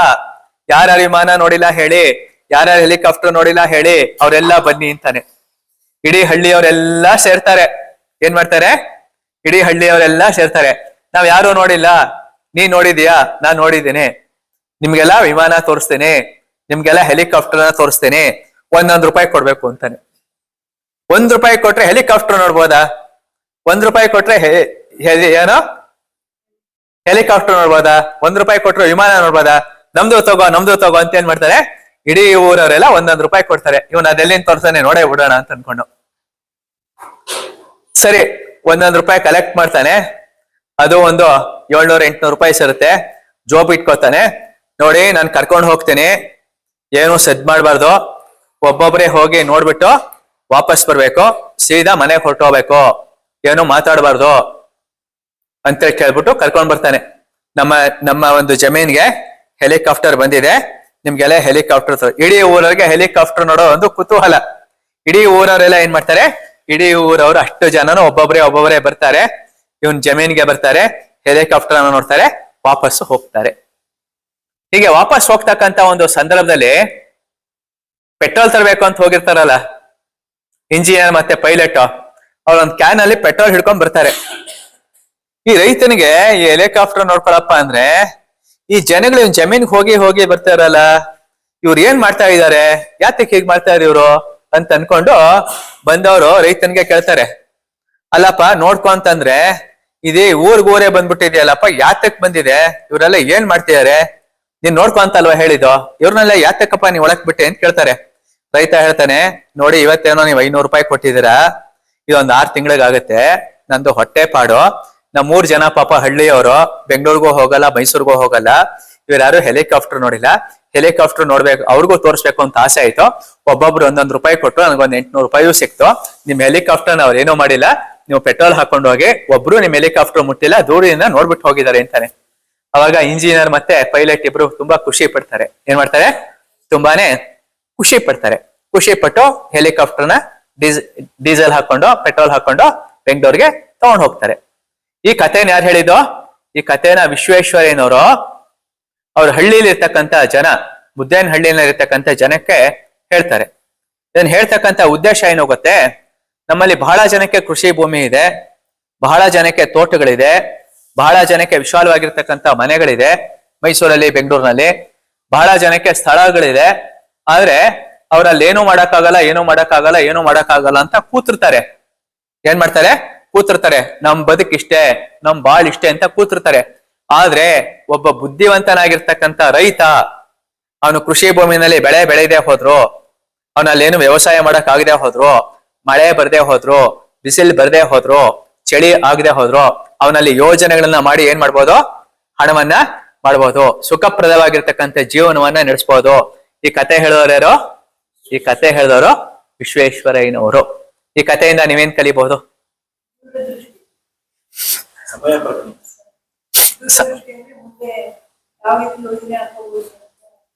ಕರೆಕ್ಟ್. ಈಗ ನಮ್ಮ ಮನೆ ಇದೆ, ಅದಕ್ಕೆ ಏನೋ ಯೋಚನೆ ಮಾಡ್ಬೇಕು, ಸುಮ್ನೆ ಖಾಲಿ ಬಿಡ್ಬಾರ್ದು. ಮುಕುಂದನ ಆಶ್ರಮ ಇಲ್ಲಿದೆ, ಮೈಸೂರಿಂದ 50 ಕಿಲೋಮೀಟರ್, ಬಹಳ ಸಂತೋಷ. ಹೀಗೆ ಬಿಟ್ರೆ ಹೀಗೆ ಇರ್ತಿದ್ವು. ಇಲ್ಲಿ ಅನೇಕ ಶಿಬಿರಗಳನ್ನ ನಡೆಸೋದ್ರಿಂದ ಏನಾಗುತ್ತೆ? ಸಾಕಷ್ಟು ಜನ ಬರ್ತಾರೆ, ಆಧ್ಯಾತ್ಮಿಕತೆ ಸಿಗುತ್ತೆ, ಮಾರ್ಗದರ್ಶನ ಸಿಗುತ್ತೆ. ಮುಕುಂದನ್ ಗುರೂಜಿ ಅವರ ಜೀವನ ಧಾರೆ ಏನಿದೆ, ಅವರ ಯೋಜನೆಗಳಿದೆ, ಯೋಜನೆಗಳು ಸಫಲತೆಯನ್ನ ಹೊಂದುತ್ತೆ. ಏನೋ ಸಮಯ ಪ್ರಜ್ಞೆ. ಯಾವುದೇ ಸಮಯ ಬಂದ್ರು ಅವಕಾಶದ ಸದ್ಬಳಕೆ. ಏನೋ ಅವಕಾಶದ ಸದ್ಬಳಕೆ. ಅವಕಾಶ ಸಿಕ್ತು, ಅದನ್ನ ರೈತ ಏನ್ ಮಾಡ್ಕೊಂಡ? ಸದ್ಬಳಕೆ ಮಾಡ್ಕೊಂಡ. ಈ ಕತೆ ಹೇಗಿದೆ ಅಂತ ಅನ್ಸುತ್ತೆ? ಈ ಕಥೆನೂ ಬಹಳ ಸೂಪರ್ ಆಗಿ ಇದೆ. ಈಗ ಹೇಳ್ತಕ್ಕಂಥದ್ದು 4ನೆಯ ಕತೆ. ಇದೆಲ್ಲ ಜೀವನದಲ್ಲಿ ನಡೆದಿರ್ತಕ್ಕಂಥ ಕಥೆಗಳು. ನಾವೇನ್ ಹೇಳ್ತೀವಿ? ನಮ್ಮ ಅನುಭವದಲ್ಲಿ ಓದಿರ್ತಕ್ಕಂಥದ್ದು, ನಡೆದಿರ್ತಕ್ಕಂಥ ಕಥೆಗಳನ್ನ ಹೇಳ್ತೀನಿ. ಸ್ವಲ್ಪ ಹೆಸರುಗಳ ಬದಲಾವಣೆ ಇರಬಹುದು ಅಷ್ಟೇನೆ. ಇದೇ ತರ ತಗಲೂರು, ಈ ಊರ ಹೆಸರೇನೋ ತಗಲೂರು. ಈ ತಗಲೂರು ತರ ಒಂದು ಹಳ್ಳಿ. ಹಳ್ಳಿನಲ್ಲಿ ಒಬ್ಬ ರೈತ ಇರ್ತಾನೆ, ರೈತನ ಹೆಂಡತಿ ಇರ್ತಾರೆ, ರೈತನಿಗೆ ಒಬ್ಬ ಮಗನೂ ಇರ್ತಾರೆ. ರೈತನ ಹೆಂಡತಿ, ರೈತನ ಮಗ. ರೈತ, ನಾನು ಪ್ರತಿ ದಿವಸ ಜಮೀನಿಗೆ ಹೋಗ್ಬೇಕು, ಉಳುಮೆನ ಮಾಡ್ಬೇಕು, ಮಳೆ ಬಂದ್ರೆ ಉಂಟು, ಮಳೆ ಇಲ್ಲದೆ ಹೋದ್ರೆ ಬೆಳೆ ಇಲ್ಲ, ಅದೆಲ್ಲ ಬೆಳೆ ಬೆಳೆದ್ಮೇಲೆ ಮಾರ್ಕೆಟ್ಗೆ ತಗೊಂಡೋಗ್ಬೇಕು, ಮಾರ್ಕೆಟ್ ಅಲ್ಲಿ ಒಳ್ಳೆ ದುಡ್ಡು ಬಂದ್ರೆ ಉಂಟು, ಬರ್ದೆ ಹೋದ್ರು ಇಲ್ಲ, ಕೆಲವು ಸಲ ಲಾಭ ಆಗತ್ತೆ, ಕೆಲವು ಸಲ ನಷ್ಟ ಆಗತ್ತೆ. ತನ್ನಷ್ಟು ಕಷ್ಟ ತನ್ನ ಮಗ ಪಡೋದ್ ಬೇಡ ಅಂತ ಹೇಳ್ಬಿಟ್ಟು ತನ್ನ ಮಗನಿಗೆ ಏನ್ ಮಾಡ್ತಾನೆ ಗೊತ್ತೇ? ನೋಡಪ್ಪ, ನಿನಗೆ ಮೈಸೂರಲ್ಲಿ ಒಂದ್ ಒಳ್ಳೆ ಹಾಸ್ಟೆಲಲ್ಲಿ ಸೇರಿಸ್ಬಿಟ್ಟು ಓದಿಸ್ತೇನೆ, ಚೆನ್ನಾಗಿ ಓದಪ್ಪ, ನೀನು ರೈತನಾಗ್ಬೇಡ, ನಮ್ ತರ ಕಷ್ಟ ಪಡ್ಬೇಡ, ನೀನು ಚೆನ್ನಾಗಿರ್ತಕ್ಕಂಥ ಉದ್ಯೋಗನ ತಗೋ, ಬ್ಯಾಂಕಲ್ಲಿ ಕೆಲ್ಸಕ್ಕೆ ಸೇರೋ, ಗೌರ್ಮೆಂಟ್ ಆಫೀಸಲ್ಲಿ ಕೆಲ್ಸಕ್ಕೆ ಸೇರೋ ಅಂತ ಏನ್ ಮಾಡ್ತಾನೆ? ರೈತ ತಾನು ಪಡ್ತಕ್ಕಂಥ ಕಷ್ಟ ಅವ್ನ್ ಪಡೋದ್ ಬೇಡ ಅಂತ ಅನ್ಕೊಂಡು ಕಷ್ಟನೋ ಸುಖನೋ ತನ್ನ ಮಗನ್ ಏನ್ ಮಾಡ್ತಾನೆ ಗೊತ್ತೇ? ಪಟ್ಟಣದಲ್ಲಿ ಒಂದ್ ಒಳ್ಳೆ ಹಾಸ್ಟೆಲ್ಗೆ ಬಿಟ್ಟು ಅವನಿಗೆ ವಿದ್ಯಾಭ್ಯಾಸವನ್ನ ಕೊಡಿಸ್ತಾನೆ. ಹುಡುಗ ಪಾಪ ಪಟ್ಟಣಕ್ಕೆ ಹೋಗ್ತಾನೆ, ಪ್ರೈಮರಿ ಸ್ಕೂಲ್ ಓದ್ತಾನೆ, ಹೈಸ್ಕೂಲ್ ಓದ್ತಾನೆ, ಕಾಲೇಜಲ್ಲಿ ಡಿಗ್ರಿನೂ ತಗೋತಾನೆ. ಒಂದ್ ಫೈನ್ ಡೇ ಅವನು ಇಡೀ ಕ್ಲಾಸ್ಗೆನೆ ರ್ಯಾಂಕು ಬರ್ತಾನೆ. ಏನ್ ಮಾಡ್ತಾನೆ? ರ್ಯಾಂಕು ಬರ್ತಾನೆ, ಪದವೀಧರನಾಗ್ತಾನೆ. ಈಗ ಯಾರೇ ಆಗ್ಲಿ ಪದವೀಧರರಾಗಿ ರ್ಯಾಂಕ್ ಬಂದ್ಮೇಲೆ ಏನ್ ಮಾಡ್ತಾರೆ ಗೊತ್ತೇ? ಕಾಂಪಿಟೇಟಿವ್ ಎಕ್ಸಾಮಿನೇಷನ್ಸ್ ಬರೀತಾರೆ. ಬ್ಯಾಂಕ್ ಆಗಿರ್ಬೋದು, ಇಲ್ಲ ಗೌರ್ಮೆಂಟ್ ಆಫೀಸ್ಗೆ ಇರ್ಬೋದು, ಕೆಲಸಕ್ಕೋಸ್ಕರ ಉದ್ಯೋಗಕ್ಕೆ ಅರ್ಜಿ ಹಾಕೋತಾರೆ. ಎಲ್ಲೇ ಉದ್ಯೋಗಕ್ಕೆ ಅರ್ಜಿ ಹಾಕೊಂಡ್ರುವೆ ಈ ರೈತನ ಮಗನಿಗೆ ಏನಾಗತ್ತೆ ಗೊತ್ತೇ? ಎಲ್ಲೂ ಕೆಲಸ ಸಿಗಲ್ಲ. ಎಲ್ಲೂ ಏನಾಗಲ್ಲ? ಕೆಲಸ ಸಿಗಲ್ಲ. ತುಂಬಾ ಕಡೆ ಹಾಕ್ತಾನೆ ಅವನ ಸ್ನೇಹಿತರ ಜೊತೆಲಿ, ಎಲ್ಲೂ ಕೆಲಸ ಸಿಗಲ್ಲ. ಕೆಲಸ ಸಿಗ್ತಾ ಇದ್ದಾಗ ಬಹಳ ನಿರಾಶಾದಾಯಕನಾಗಿ ವಾಪಸ್ ಅವನ್ ಏನ್ ಮಾಡ್ತಾನೆ ಗೊತ್ತೇ? ತಗಲೂರು ಹಳ್ಳಿಗೇನೆ ಬರ್ತಾನ. ಎಲ್ಲಿ ಬರ್ತಾನೆ? ಹಳ್ಳಿಗೇನೆ ಬರ್ತಾನೆ. ತನ್ನ ತಂದೆಗೆ ಒಂದ್ ಮಾತು ಕೇಳ್ತಾನ. ಅವನು ಏನ್ ಕೇಳ್ತಾನೆ? ತನ್ನ ತಂದೆಗೆ ಒಂದು ಮಾತನ್ನ ಕೇಳ್ತಾನೆ. ಅಪ್ಪ, ನನ್ ತರ ಕಷ್ಟ ಪಡೋದ್ ಬೇಡ ಅಂತ ನೀನು ಜಮೀನಲ್ಲಿ ಕೃಷಿ ಮಾಡೋದ್ ಹೇಳ್ಕೊಡ್ಲಿಲ್ಲ. ಏನ್ ಮಾಡ್ಲಿಲ್ಲ? ಕೃಷಿ ಮಾಡೋದ್ ಹೇಳ್ಕೊಡ್ಲಿಲ್ಲ. ಯಾವ ತರ ಮಾಡ್ಬೇಕು ವ್ಯವಸಾಯ ನನ್ಗೆ ಹೇಳ್ಕೊಡ್ಲೇ ಇಲ್ಲ. ನಮ್ದೇ ಜಮೀನ್ ಇಟ್ಕೊಂಡು ನಾವೇನು ಮಾಡಕ್ ಆಗದ ತರ ಅಸಮರ್ಥ ಆಗ್ಬಿಟ್ಟೆ. ಈಗ ನನಗೆ 25 ವರ್ಷ ವಯಸ್ಸು. ನೀನ್ ಹೇಳ್ದಂಗೆ ಓದ್ದೆ, ಚೆನ್ನಾಗೇನೆ ಓದ್ದೆ, ಗ್ರಾಜುಯೇಟು ಆದೆ, ಅರ್ಜಿನೂ ಹಾಕ್ದೆ, ಆದ್ರೆ ನನ್ಗೆಲ್ಲೂ ಕೆಲಸ ಸಿಕ್ಲಿಲ್ಲ. ನನಗೇನಪ್ಪ ಮಾಡ್ಬೇಕು? ನೀನು ನನ್ನನ್ನ ಓದಿಸ್ಬಿಟ್ಟು ಬಹಳ ತಪ್ಪು ಮಾಡ್ಬಿಟ್ಟೆ. ಇದೇ ಹಳ್ಳಿನಲ್ಲೇ ನಾನೇ ನಿಮ್ ಜೊತೆಲಿ ಇದ್ದು ಕೆಲಸ ಕತ್ಕೊಂಡು ಕೂಲಿನೋ ನಾಲಿನೋ ಮಾಡ್ಕೊಂಡು ಹೇಗೋ ಜೀವನ ನಡೆಸ್ತಿದ್ದೆ. ನೀನ್ ನನಗೆ ವಿದ್ಯಾಭ್ಯಾಸ ಕೊಡಿಸ್ಬಿಟ್ಟು ಏನ್ ಮಾಡ್ಬಿಟ್ಟೆ? ನನ್ನ ನೀನು ಹಾಳು ಮಾಡ್ಬಿಟ್ಟೆ. ನನ್ನ ಜೀವನ ನಡೆಸೋದೇ ಕಷ್ಟ. ನಾನು ಈ ವಯಸ್ಸಲ್ಲಿ ನಾನು ಖುಷಿ ಕಲಿಯಕ್ ಆಗಲ್ಲ. 25 ವರ್ಷ ಆಗಿದೆ, ಈಗ ನಾನು ನೆಲೆ ಆಗಿಲ್ಲ, ಆಗಲ್ಲ. ಯಾತಕ್ಕೆ ಹೀಗ್ ಮಾಡ್ದೆ? ತಪ್ಪಲ್ವಾ ನೀ ಮಾಡಿದ್ದು? ಅಪ್ಪನ ಮಗ ಮಾಡೋ ಪ್ರಶ್ನೆ. ಎಷ್ಟೇ ಆಗ್ಲಿ ಅವ್ರ ಅಪ್ಪ ಅಲ್ವೇ, ರೈತ ಅಲ್ವೇ? ರೈತರು ಅಂದ್ರೆ ಬಹಳ ಬುದ್ಧಿವಂತರು. ರೈತರು ಅಂದ್ರೆ ಯಾರೋ ಬಹಳ ಬುದ್ಧಿವಂತರು. ನೋಡಪ್ಪ, ಊಟ ಮಾಡು, ಸಮಾಧಾನವಾಗಿರು, ನಾಳೆ ಬೆಳಗ್ಗೆ ಮೈಸೂರಿಗೆ ಹೋಗು. ಹೋಗ್ತಾ ನಿಂಗೆ ಒಂದು ವಸ್ತು ಕೊಡ್ತೀನಿ. ಏನ್ ಮಾಡ್ತೇನೆ? ಒಂದು ವಸ್ತು ಕೊಡ್ತೇನೆ. ಅವಾಗ ನಾನು ಮಾತಾಡ್ತೀನಪ್ಪ. ಸರಿ, ಊಟ ಮಾಡ್ತಾನೆ, ಮಲ್ಕೋತಾನೆ, ಬೆಳಗ್ಗೆ ಎದ್ದು ಸ್ನಾನ ಮಾಡ್ತಾನೆ. ಅಪ್ಪ ಏನ್ ಮಾಡ್ತಾರೆ? ರೈತ ಸೀದಾ ಮನೆಯಲ್ಲಿ ಹೋಗಿ ಒಂದು ಬೀರು ಪೆಟ್ಟಿಗೆನ ಓಪನ್ ಮಾಡ್ತಾನೆ. ಅಲ್ಲೊಂದು ಹಳೆ ಗಡಿಯಾರ ಇರುತ್ತೆ. ಏನಿರುತ್ತೆ? ಕೈಗೆ ಕಟ್ತಕ್ಕಂಥದ್ದು ಒಂದು ವಾಚ್ ಇರುತ್ತೆ. ವಾಚನ್ನ ಮಗನ ಕೈಗೆ ಕೊಟ್ಟು, ನೋಡಪ್ಪ, ಇಲ್ಲೊಂದು ವಾಚ್ ಇದೆ. ಏನಿದೆ? ವಾಚ್ ಇದೆ. ಇದು ತುಂಬಾ ಹಳೇದು, ಕೆಟ್ಟ ಹೋಗಿದೆ. ಏನಾಗಿದೆ? ಕೆಟ್ಟ ಹೋಗಿದೆ. ಸೀದಾ ಮೈಸೂರಿಗೆ ಹೋಗ್ ನೀನು. ಮೈಸೂರು ಗೊತ್ತಲ್ವಾ ನಿಂಗೆ? ಅಲ್ಲೇ ಓದಿದ್ಯಾ, ಅಲ್ಲೇ ವಿದ್ಯಾಭ್ಯಾಸ ಮಾಡಿದ್ಯಾ, ಅಲ್ಲೇ ಸಿನಿಮಾಗಳನ್ನ ನೋಡಿದ್ಯಾ, ಎಲ್ಲದನ್ನು ನೀನ್ ಮಾಡಿದ್ಯಾ. ಸೀದಾ ಏನ್ ಮಾಡು? ಸೀದಾ ನೀನು ಮೈಸೂರಿಗೆ ಹೋಗು. ಈ ವಾಚನ್ನ ಒಂದ್ 3-4 ಕಡೆ ತೋರ್ಸು. ಯಾರಿಗೋ ಮಾರ್ಬೇಡ, ಯಾರಿಗೋ ಮಾರ್ಬೇಡ. ಇದ್ರ ಬೆಲೆ ಎಷ್ಟು ತಿಳ್ಕೊಂಡ್ ಬಾರಪ್ಪ. ಏನ್ ಮಾಡೋ? ಇದ್ರ ಬೆಲೆ ಎಷ್ಟೋ ನೀನು ತಿಳ್ಕೊಂಡು ಬಾ. ಅಪ್ಪ ಮಗನಿಗೆ ಹೇಳ್ತಾನೆ. ಮಗ ವಾಚನ ಜೋಬಲ್ಲಿ ಇಟ್ಕೋತಾನೆ, ಕರ್ಚೀಫಲ್ಲಿ ಕಟ್ಕೊಂಡು ಸೀದಾ ಮೈಸೂರು ಬಸ್ ಸ್ಟ್ಯಾಂಡ್ ಹತ್ರ ಬಂದು ಇಳಿತಾನೆ. ಬಸ್ ಸ್ಟ್ಯಾಂಡ್ ಹತ್ರ ಬಂದು ಇಳಿದಾಗ ಮಾರ್ಬೇಕಲ್ಲ, ತೋರ್ಸ್ಬೇಕಲ್ಲ ಅಂತ ಅನ್ಕೊಂಡು ಹೋಗ್ತಿರ್ತಾನೆ. ಒಂದು ತಳ್ಳೋ ಗಾಡಿ ಹೋಗ್ತಿರುತ್ತೆ. ತಳ್ಳೋ ಗಾಡಿನಲ್ಲಿ ಹಳೆ ಪೇಪರು, ಖಾಲಿ ಸೀಸ, ಬೆಳೆದಿರತಕ್ಕಂತ ಹಳೆ ವಸ್ತುಗಳನ್ನ ತಗೋತಾರೆ. ಯಾರು? ತಳ್ಳೋ ಗಾಡಿಯವರು. ತಳ್ಳೋ ಗಾಡಿಯವ್ರ ಹತ್ರಕ್ಕೆ ಹೋಗಿ, ನೋಡಪ್ಪ, ಇಲ್ಲೊಂದು ವಾಚ್ ಇದೆ, ನೋಡಪ್ಪ, ಇದಕ್ಕೆ ಎಷ್ಟಪ್ಪ ಕೊಡ್ತೀಯ ಅಂತಾನೆ. ತಳ್ಳೋ ಗಾಡಿ ನೋಡ್ತಾನೆ. ಅಯ್ಯೋ, ಇದೇನಿದು ಕಬ್ಬಣ, ಇದಕ್ಕೇನೋ ಬೆಲೆ ಇಲ್ಲ. ಏನಿಲ್ಲ? ಏನೋ ಬೆಲೆ ಇಲ್ಲ. ಆದ್ರೂ ಏನೋ ತಂದಿದ್ದೀರಾ, ಒಂದ್ 50 ರೂಪಾಯಿ ಕೊಡ್ತೀನಿ ನೋಡಿಪ್ಪ ಅಂತಾರೆ. ಹುಡುಗನಿಗೆ ಅವ್ರಪ್ಪ ಹೇಳಿರ್ತಾರಲ್ಲ, ತೋರ್ಸೋ, ಯಾರಿಗೂ ಕೊಡಬೇಡ ಅಂತ. ಇಲ್ಲ ಇಲ್ಲ, ಒಳ್ಳೇದಾಯ್ತು ನೀವು ಹೇಳಿದ್ದು, ನಾನು ತಿರ್ಗಾ ನಾಳೆ ಬರ್ತೀನಿ, ನಮ್ ತಂದೆ ಒಂದ್ ಮಾತು ಕೇಳ್ಬಿಡ್ತೀನಿ ಅಂತ ವಾಪಸ್ ಇಸ್ಕೊತಾನೆ. ಇಸ್ಕೊಂಡು ಅದೇ ರೋಡಲ್ಲೇ ಸ್ವಲ್ಪ ಮೇಲ್ಗಡೆ ಹೋಗ್ತಾನೆ. ಯಾವ್ದೋ ಮಾರ್ಕೆಟ್ ರೋಡಲ್ಲಿ ಹೋಗ್ತಾನೆ. ಅಲ್ಲಿ ಒಂದು ಗಡಿಯಾರದ ಅಂಗಡಿ ಇರುತ್ತೆ. ಯಾವ ಅಂಗಡಿ ಇರುತ್ತೆ? ಗಡಿಯಾರದ ಅಂಗಡಿ ಇರುತ್ತೆ. ರಿಪೇರಿ ಮಾಡಲಾಗುವುದು ಅಂತ ಹಾಕಿರುತ್ತೆ. ಅಂಗಡಿಗೆ ಹೋಗಿ ಈ ವಾಚನ ಅಂಗಡಿ ಮಾಲೀಕರಿಗೆ ಕೊಡ್ತಾನೆ. ನೋಡಿ, ಇದೊಂದು ವಾಚ್ ಇದೆ, ಈ ವಾಚ್ಗೆ ಏನ್ ಬೆಲೆ ಕಟ್ಬೋದು? ಈ ವಾಚ್ ರಿಪೇರಿ ಮಾಡ್ಬೋದಾ? ಇದನ್ನ ಯಾರು ತಗೋತಾರ? ಕೊಟ್ರೆ ಎಷ್ಟು ಸಿಕ್ಕತ್ತೆ? ಎಲ್ಲ ಅಂಗಡಿ ಮಾಲೀಕರನ್ನ ಕೇಳ್ತಾನೆ. ಅಂಗಡಿ ಮಾಲೀಕರು ಏನ್ ಮಾಡ್ತಾರೆ? ವಾಚನ್ನ ನೋಡ್ತಾರೆ. ನೋಡಿ, ತುಂಬಾ ಹಳೆ ವಾಚ್ ಇದು, ಈ ವಾಚು ರಿಪೇರಿ ಮಾಡಕ್ ಆಗಲ್ಲ. ಏನ್ ಮಾಡಕ್ ಆಗಲ್ಲ? ರಿಪೇರಿ ಮಾಡಕ್ ಆಗಲ್ಲ.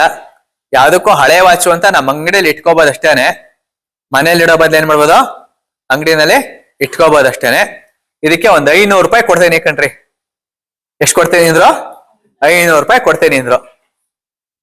ಆಯ್ತು ಸರ್, ನಾಳೆ ನಮ್ ತಂದೆನ ಕೇಳ್ಬಿಟ್ಟು ನಿಮ್ಮ ಅಂಗಡಿಗೆ ತಂದು ಕೊಡ್ತೀನಿ ಅಂತ ಹೇಳ್ಬಿಟ್ಟು ವಾಚನ ಇಸ್ಕೊಂಡು ಹಾಗೆ ಅದೇ ರೋಡಲ್ಲೇ ಸ್ವಲ್ಪ ಮುಂದಕ್ಕೆ ಹೋಗ್ತಾನೆ. ಅಲ್ಲಿ ಒಂದು ವಸ್ತು ಸಂಗ್ರಹಾಲಯ ಇರುತ್ತೆ, ಮ್ಯೂಸಿಯಂ. ಅಂದ್ರೆ ಹಳೆ ವಸ್ತುಗಳು ಇರ್ತಲ್ಲ, ಅದನ್ನ ಸಂಗ್ರಹಣೆ ಮಾಡ್ತಕ್ಕಂಥದಕ್ಕೆ ನಾವು ಮ್ಯೂಸಿಯಂ ಅಂತ ಕರಿತೀವಿ. ಮ್ಯೂಸಿಯಂ ಹತ್ರಕ್ಕೆ ಹೋಗ್ತಾನೆ. ಇವನ್ ಹೋಗ್ತಿದ್ದಂಗೆನೆ ವಾಚು ಕೈಯಲ್ಲಿ ಇಟ್ಕೊಂಡಿರ್ತಾನೆ.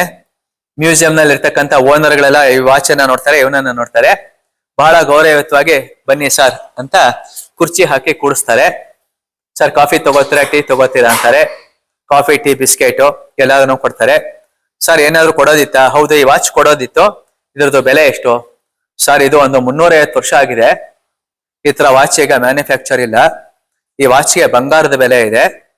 ದಯವಿಟ್ಟು ಇದನ್ನ ನೀವು ನಮಗೇನೆ ಕೊಡಿ ಸರ್, ನಾವು 5 ಲಕ್ಷ ರೂಪಾಯಿ ಕೊಡ್ತೀವಿ. ಎಷ್ಟು ಕೊಡ್ತೀವಿ? 5 ಲಕ್ಷ ಕೊಡ್ತೀವಿ ಸರ್, ದಯವಿಟ್ಟು ನಮ್ಗೆ ಈ ವಾಚನ್ನ ನೀವು ನಮ್ಗೇನೆ ಕೊಡಿ ಅಂತ ಹೇಳ್ತಾರೆ.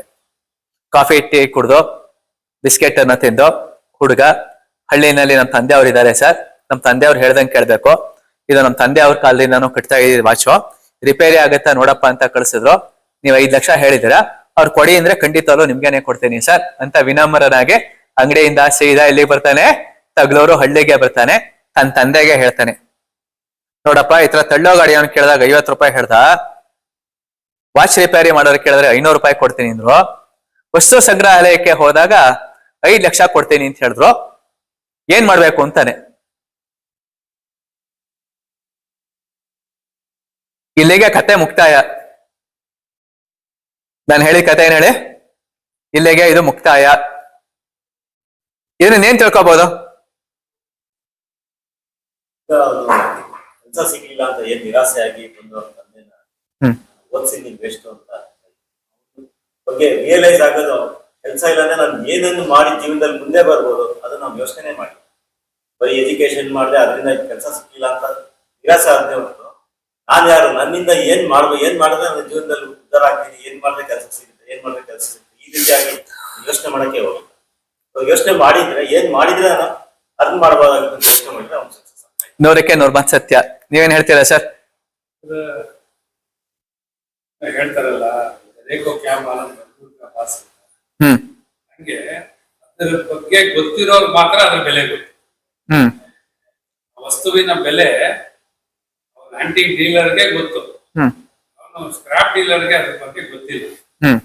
ಅದೇ ತರ ಆ ಹುಡುಗ ಅವ್ನು ಬರ್ತೋ ಇಲ್ವೋ ಅನ್ನೋದು ಅವನಿಗೆ ಅರಿವಾಗಬೇಕು ಅನ್ನೋದೇ ದೇವರ ಉದ್ದೇಶ ಅಂತ. ಬಹಳ ಸಂತೋಷ.